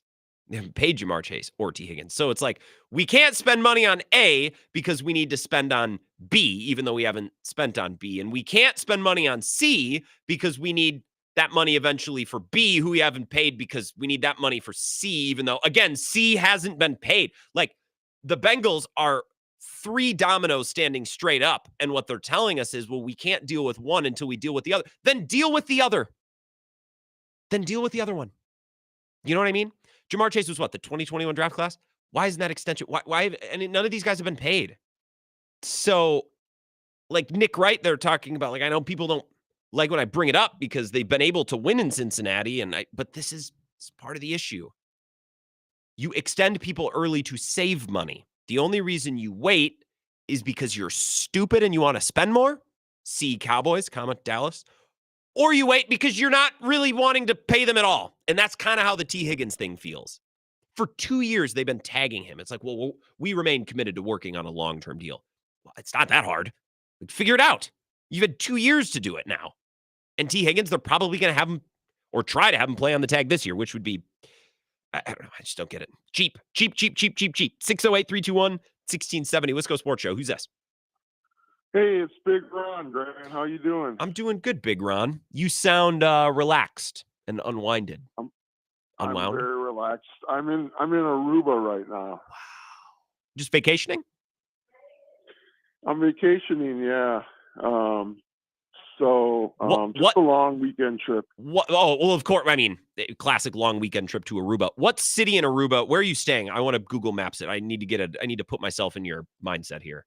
I'm staying at the Ritz-Carlton. It's near, I don't know, some kind of, I don't know the city. It's like Zabanajad or something. No, that's not it. I guess there's not a ton of cities. It looks like a pretty small island. So I got you. The Ritz-Carlton. Well, I got you. Well, cool. You're relaxing down there. You're just going to be there for the long weekend. Obviously, you'll be watching Wisconsin Penn State. I hope they get the game down there. Oh yeah, I'll get it. Is it on the cock? Maybe. I tried to watch it on Peacock last night because a quick Google search told me it was an option. But then they were airing some girls' games, so I had to watch it on cable, Big Ten Network. I don't know about Saturday. Let me look it up for you. Yeah, I'll watch it on the laptop on the beach. It is on Peacock. You got it. There you go. Yeah, so I got Peacock, so that'll work. So that works out nice. Well, good. Now we've figured out your television situation for the weekend. And I guess I brought it up, to be fair. But what else is going on? Well, I'm listening, and, you're talking about the Bengals, and they're just a poorly run franchise, And I think there's poorly run franchises in sports, and there's well-run franchises, and it really differentiates winning from losing. And unfortunately, many Brewers fans put Mark Antanasio in the latter category as a poorly run franchise. And I'm sorry, making the playoffs almost every year since 2018 is not a poorly run franchise when you're the debatably the smallest market in sports. Yeah. You know what I mean? Yep. You know, and so what? He owns a little bit of a piece of a soccer team, and he bought some baseball card that people were up in arms about one year. And okay, so he's got some other financial interests, but I mean, the guy's done a great job. He's hired great people: David Stearns, Matt Arnold. You know, Council, as much as I hate him, did a pretty good job, and Murph has been excellent. And they're gonna outperform their over under like they always do in Vegas. And you know, everyone's picking the Cubs this year, but because they made one, you know, they signed one guy, you know, whatever. Well, they got some prospects. You heard of this Matt Shaw kid at third base? Combination of Matt Gamble and Travis Shaw. That's what I can't get out of my mind. Yeah, well, what about this one third base like utility infielder that's hitting all these home runs for the Brewers in spring training? Not Durbin, but Vinny Capra. Capra, Vinny Capra. Babe Capra. Yeah. Yeah. That guy, you never know, man. I mean, he keeps it up. You can pull some. I like the Quintana signing. I do too. And you know, the Brewers they're gonna be the Brewers. They're gonna make the playoffs. And you know, I think I saw on Twitter someone put a poll up there like, who's gonna finally get out of the first couple rounds? You know, is it going to be the Brewers or the Badgers? I'd have to go with the Badgers in that poll. I think so too. Were you able to watch the Minnesota game last night? I was. I just got here this afternoon, so I was back in New Jersey for the Minnesota game. Hey, your boy Jack in the Janicki, he broke his tooth and he played great. He got that one tip to Blackwell, and then Blackwell got the offensive rebound and took it in for a 3-point play, and that really sealed the deal. And it was Janicki's hustle. And, you know, Janicki, he was playing with confidence, although he was passing up a lot of open threes. He's swag. I think towards the end of the game last night, and this is something that jumped out to me too that I remember noticing, I think they got a little gun shy with taking threes. I think the whole team was like, these aren't going down. And I think they got a little hesitant, which I don't mind. Go to the Cup. Both teams were in the double bonus. They're a much better free throw shooting team than Minnesota, so I didn't mind it. And they did a really good job. Like Janicki would drive. Blackwell's such a good cutter. And with especially the passing of like Steven Crowell, if he gets down on the block, gets the ball in his hand, and they even show a little bit of help, like Blackwell's such a great cutter, Crowell will find him, and Janicki did on a play as well. And that Dirk Nowitzki step back one-legged teardrop that he hit too, like, I don't know, the dude just has swag. I really like watching him play. He does. And Winter, you know, Winter is dominant on the boards with such a skinny, underdeveloped sophomore. I mean, when he gets some beef on him, that guy's going to be a rebounding machine. And the only thing I'm concerned about is McGee seems to have lost his stroke from the outside. Oh, yeah. You know, he was hitting them at 50% clip most of the season. And last couple of games, going back to the Michigan State game, he's just lost his stroke. So he needs to get his groove back. And maybe it's because his role has changed. Like, and I've complained about Klesmit this year. Big Ron, enjoy Aruba, okay? Maybe, are we going to talk tomorrow? Yeah, we'll talk tomorrow. I mean, you're on vacation. Don't feel obligated to call a radio show. Although, if I was on vacation, that's what I'd want to do. So, more power to you, Big Ron. Hey, yeah, to everyone, teach their own. This is my deal right here. Hell yeah, Big Ron. Enjoy your time down there. Thank you for the call. Listen to some Jimmy Buffett. I think Kamari McGee getting back in his bench role, getting back in the rhythm, I don't think he's going to shoot 50% from three the rest of the year, but hopefully he can find some semblance of balance. Hopefully water can find its level a little bit. Can he be a 38% shooter? I'll take that. I'd prefer 50. I just don't know that number was ever going to hold up. I'm bummed that it's crashed to 0, seemingly. But I think Klesmit getting back in the role in the starting lineup, Kamari McGee coming off the bench, I just think that fits better. That's the proper feng shui of the team. As much as I have bellyached about Max Klesmit from time to time this year, it hasn't been unwarranted. Player is dragging or a player isn't playing well, we're going to talk about it. What do you want me to do? Calling balls and strikes here. It's my job. 608-321-1670 if you have a thought on the Badgers. We can talk a little bit more, some more specifics about DK Metcalf that came out today, and we'll continue with the Trey Hendrickson talk as well. This is the Wisco Sports Show with Grant Bills on the Wisconsin Sports Zone Radio Network.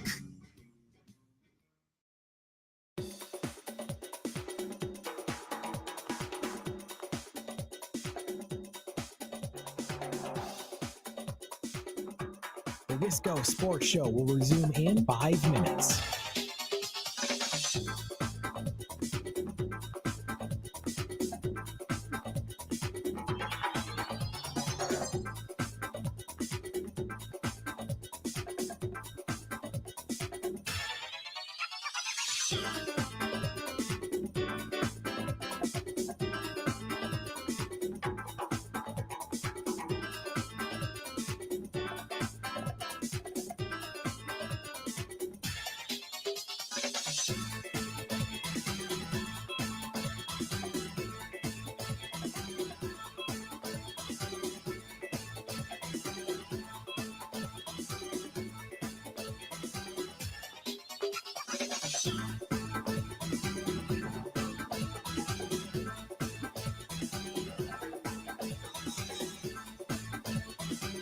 The Wisco Sports Show will resume in 4 minutes.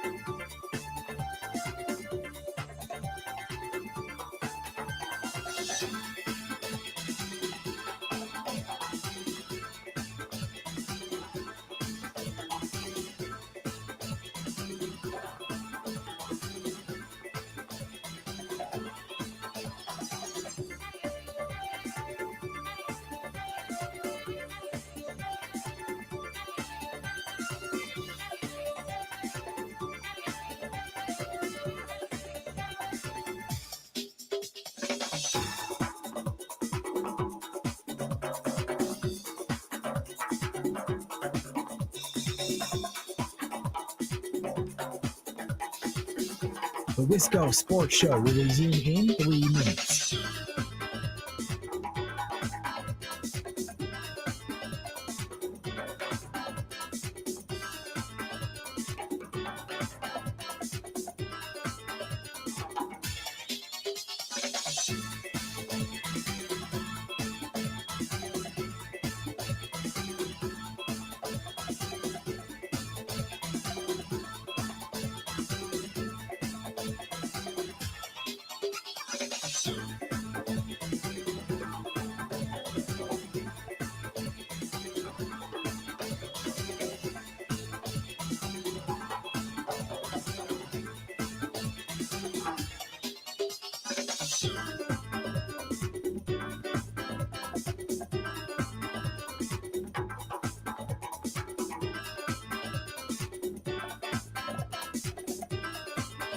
The Wisco Sports Show will resume in 2 minutes.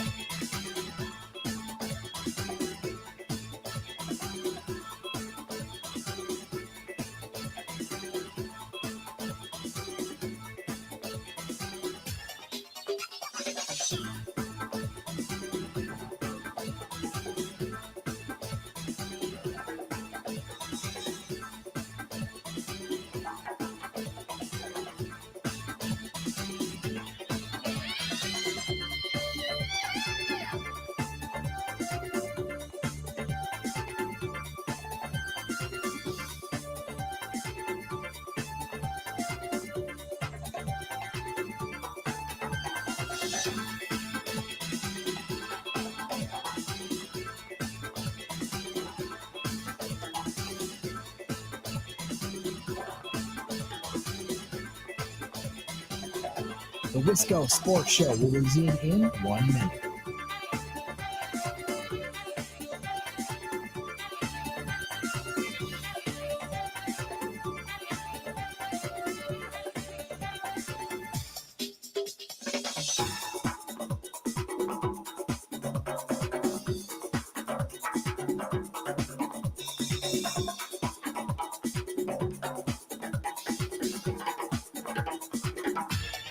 The Wisco Sports Show will resume in 30 seconds.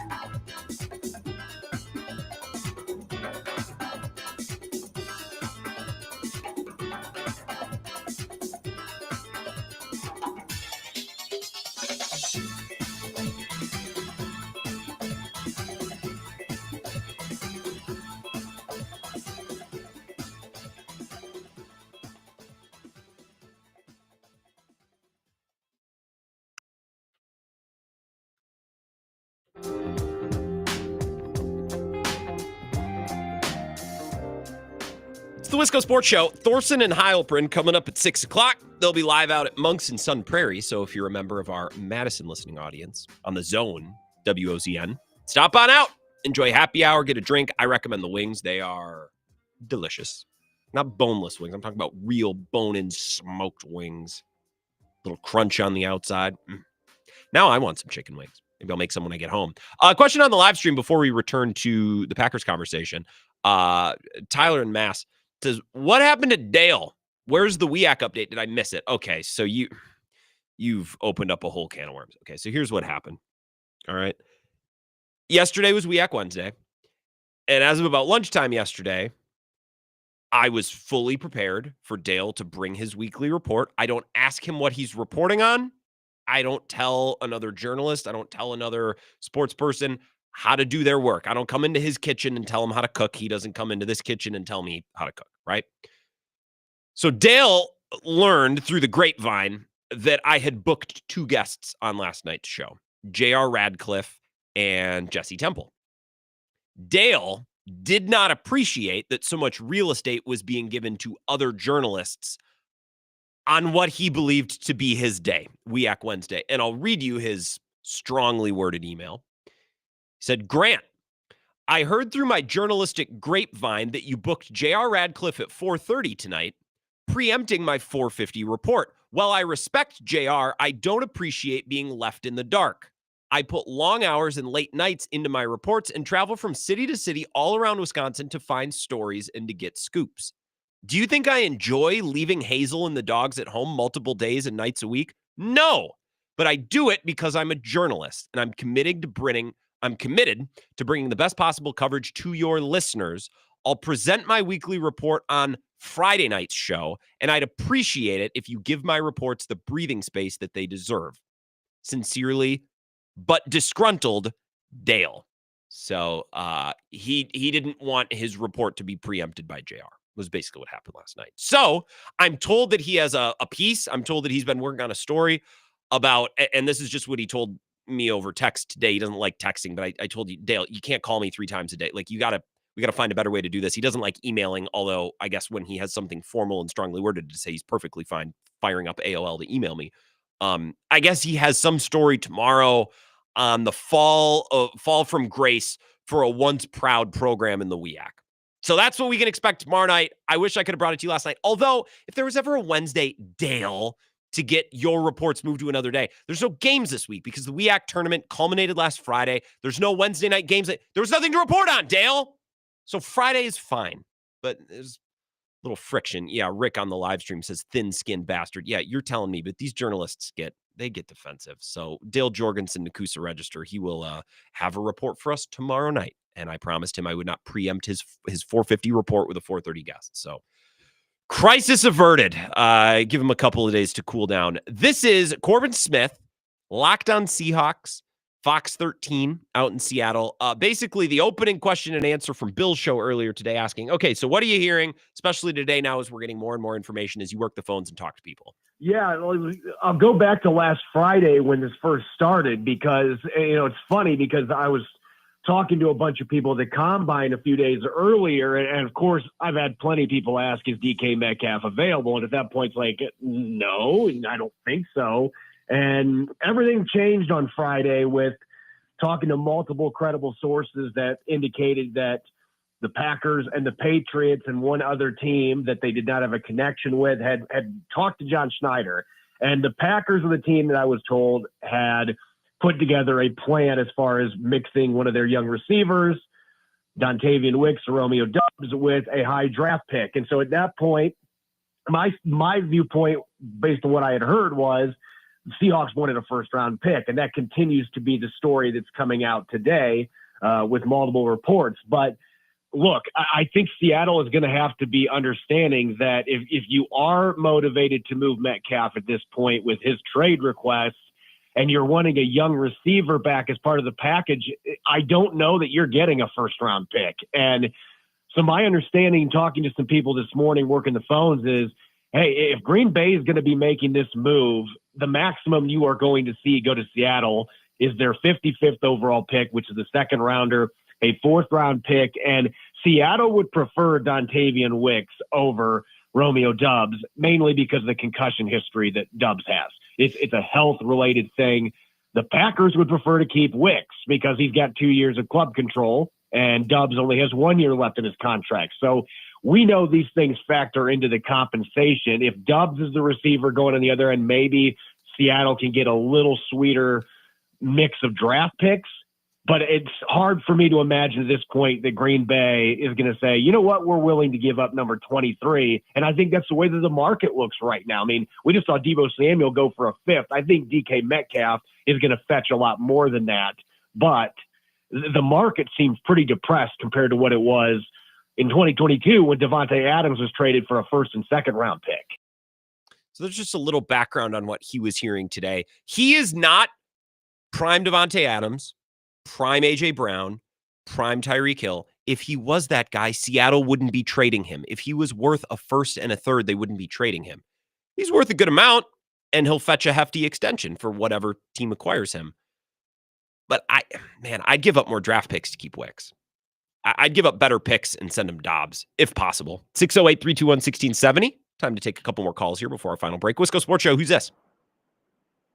Eric on I-90. Good evening, Eric. How are you tonight? Good evening. I'm really good.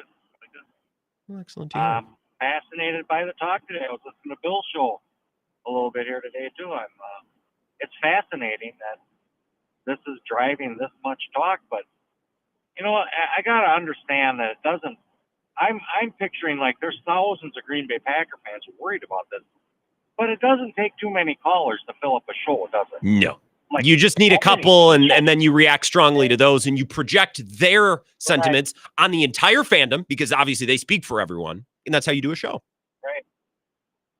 Kind of like deer hunting, you know, you're out there and you walk into this area and there's thousands of deer tracks in the snow. Mm-hmm. But you got to understand, one deer can leave a lot of tracks. He's got nothing to do all day long. Yeah, he's got nothing to do but walk around the woods, Eric. You're exactly right. You're exactly right. And So- I can sit out in the woods for 12 hours or however long. It's not a 12-hour day, but you get my point. Like, I can sit out there for a good 8-hour day and deer hunt, and I'm not going to see anything, but there might be a 20-minute window where I see a couple, and that's going to fulfill me. You know what I mean? That's all the excitement that I need. Same with Sports Talk Radio. You just need a couple crazy callers. That'll do the trick. Yeah. So it is rough because I'm a huge football fan too, and there's just not a lot going on. I'm not as worried about what the Vikings are going to do as I'm not even worried about it. I think they're probably going to pick up some good free agents, and we're going to move forward. But I sure enjoy the Packer fans. I'm a fan of the fans, Grant. You're a fan. So I don't really have any. I really don't have anything to give or input on this. I mean, I think it's all hearsay and conjecture, and you really don't know what's going to happen, right? We don't know. And maybe this offseason proceeds as every Packers offseason in my lifetime ever has, where we get our hopes up for all these guys and then it doesn't happen. But Eric, you know, when your general manager tells you we need to ramp up our urgency, this is the time, you know, sorry, I'm going to put a magnifying glass on the offseason. That's what I'm going to do. Right. Well, it's really on him now, right? Just a little bit, because he's the guy who's making the decision. Yep. Right? Yep. He's the one getting us really all is. buttered up at his press conference. Yeah. Right. You're the one who brought out. You're the guy who brought out the bottle of Maker's Mark, and we're all gonna drink it now. Yeah. You know, you can't be like, "Well, I'm not having a drink." Yep. You know, you got it. You're in. You're all in. Yep. How about Survivor? Did you watch it? I did. Yeah. I always am bummed when one tribe can't get off the mat for the first couple of episodes, and it seems like that's what's going on here.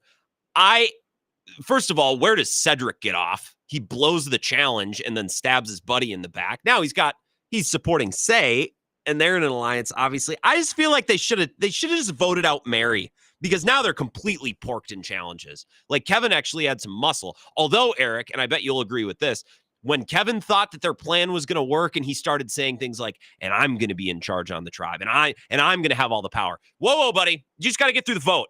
The people, their eyes get a little big and they start to reach for too much, and then they ultimately get kicked off the show.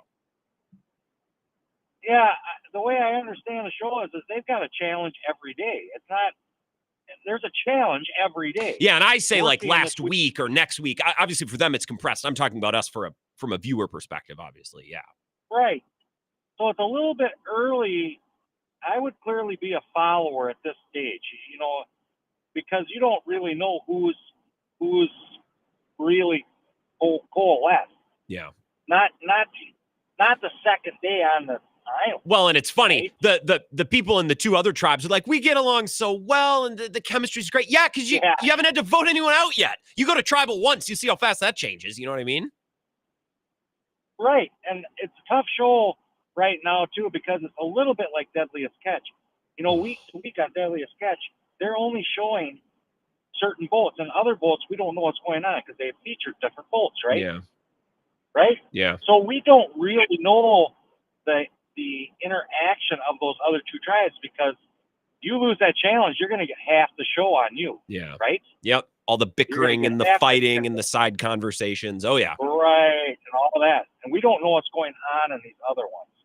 So it's hard to pick a winner or a loser or anything in this. I think that the youngest girl who figured out the puzzle, that girl. Oh, yeah. She's smart. I like her. She's wicked smart. I like her odds at making a long way into this. I really do. But I do as well.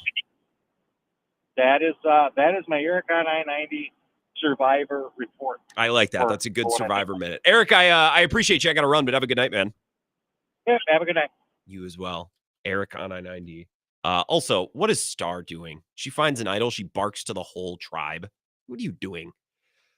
Whatever. Let's take a break. Maybe we'll connect with Zach and Ebo for a couple minutes before Thorson and Halpern. And if not, that's fine. We got plenty to talk about. Final segment of the Wisco Sports Show next.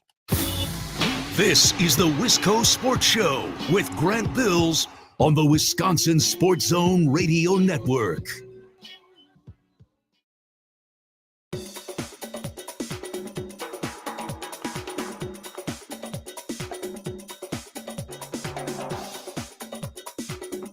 The Wisco Sports Show will resume in 3 minutes.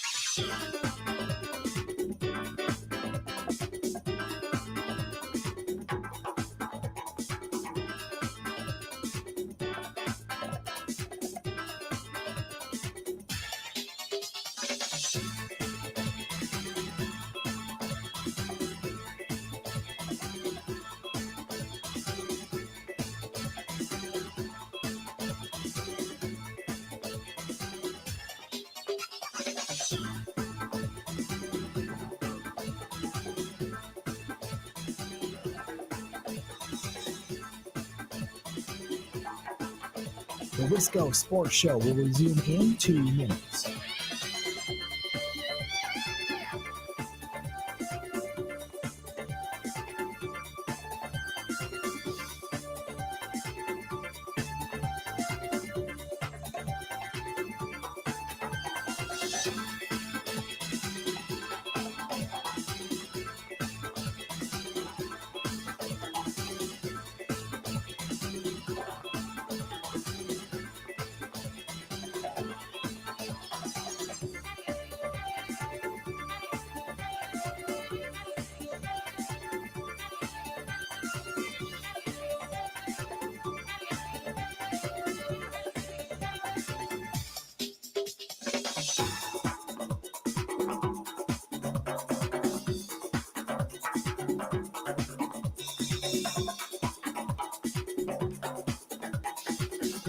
The Wisco Sports Show will resume in 1 minute.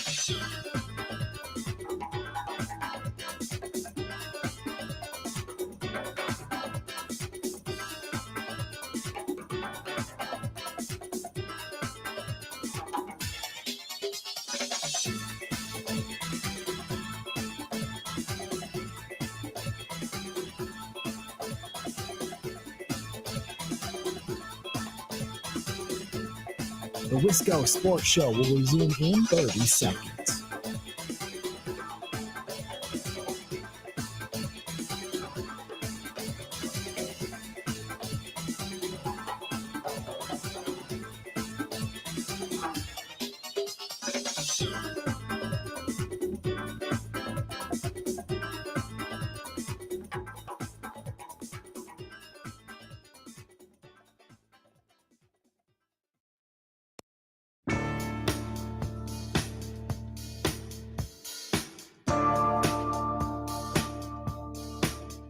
the Wisco Sports Show. Last couple of minutes. Appreciate Eric on I-90 and his reporting and his POV of this week's Survivor episode, as always. Trey Hendrickson has been given permission to request a trade. The Packers are actively engaged with the Seahawks, it would seem, over DK Metcalf. Busy sports day, and the Badgers won a fun one at the barn last night. Kind of a clunky game in the first half. I believe Ebo and Zach are standing by. Monks in Sun Prairie. Ebo, can you hear me okay? Zach, are you there? Stand back and stand by, Grant Bills. You gotta stop saying that on your show. Oh, sorry, I got a lengthy complaint. That's my bad. Yeah, that's You my bad. got a lengthy complaint from it? No, I said when the Brewers made the playoffs. I said the Brewers stand back and stand by. The Brewers are in the playoffs. And some guy was that's right. That's right. lost his mind over it. He was not. Anyway, happy. hey, Grant, yes, we were here. Welcome back from We are vacation, here, Ebo. I did enjoy hosting with Zach. I'm sure Zach was probably pleased to sleep in today and recover a little bit from a long and Zach was working hard. He was doing a bang up job. I did enjoy hosting with Zach a little bit, though. I hope he enjoyed it as well. You get up at like 6:30 or 7 every morning, Grant. Why are you getting after me? I'm not kidding. I wasn't getting after you. I meant it. Well, Zach's a little salty right now. I'm sure that Zach enjoyed sleeping in today. Zach's a little salty right now because one of my great listeners, he listens to your show as well, Jay Who Krebs. else? Yeah. And Who he said said tweeted that- at me the entire show, the entire week that Ebo was gone. He said that everyone that filled in complained about having to get up early, Which and I I never did. responded back with the Kobe Bryant gift of Kobe shaking his head saying soft. Yeah. And Zach came in, and instead of us embracing, of us reuniting, he was very upset that I responded with that Kobe gift. Well, he called me soft first. You're a hardened juggernaut. No, that's Zach. fine. To be fine. To be I'm fair okay. to Zach, he did say multiple times, like, he doesn't mind getting up early. He was more than fine with it. It's just that's a long day for I Zach, know. especially if he's doing other things. You know what I mean? I know it's a long day. Keep I on, know. keep on taking those shots. I'm not taking Zach. Why are you so defensive? I'm not taking shots. Keep on taking those shots. Oh I appreciate everything that you guys did. And Keep on taking thank them. you for allowing me to go on a long excursion in Central America. I Zach, appreciate that. Zach, this isn't becoming. I'm not taking shots. I'm saying you did a bang up job, and I enjoyed co-hosting a little bit with you. What is this from you? Why are you so defensive? It's Are you great sleep payment deprived, Zach? See, that was a shot. That was a shot. That was a shot.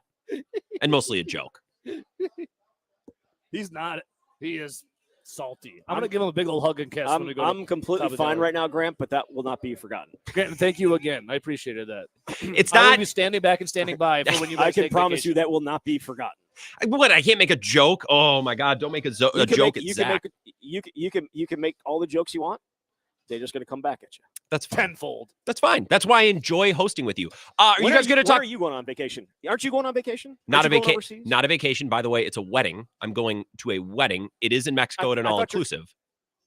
I thought you're going to Scotland or Ireland or where are you going? You're going to Iceland. Well, that's in April. And you're going. So you're going overseas. When are you gone in April? Is that close to Turkey?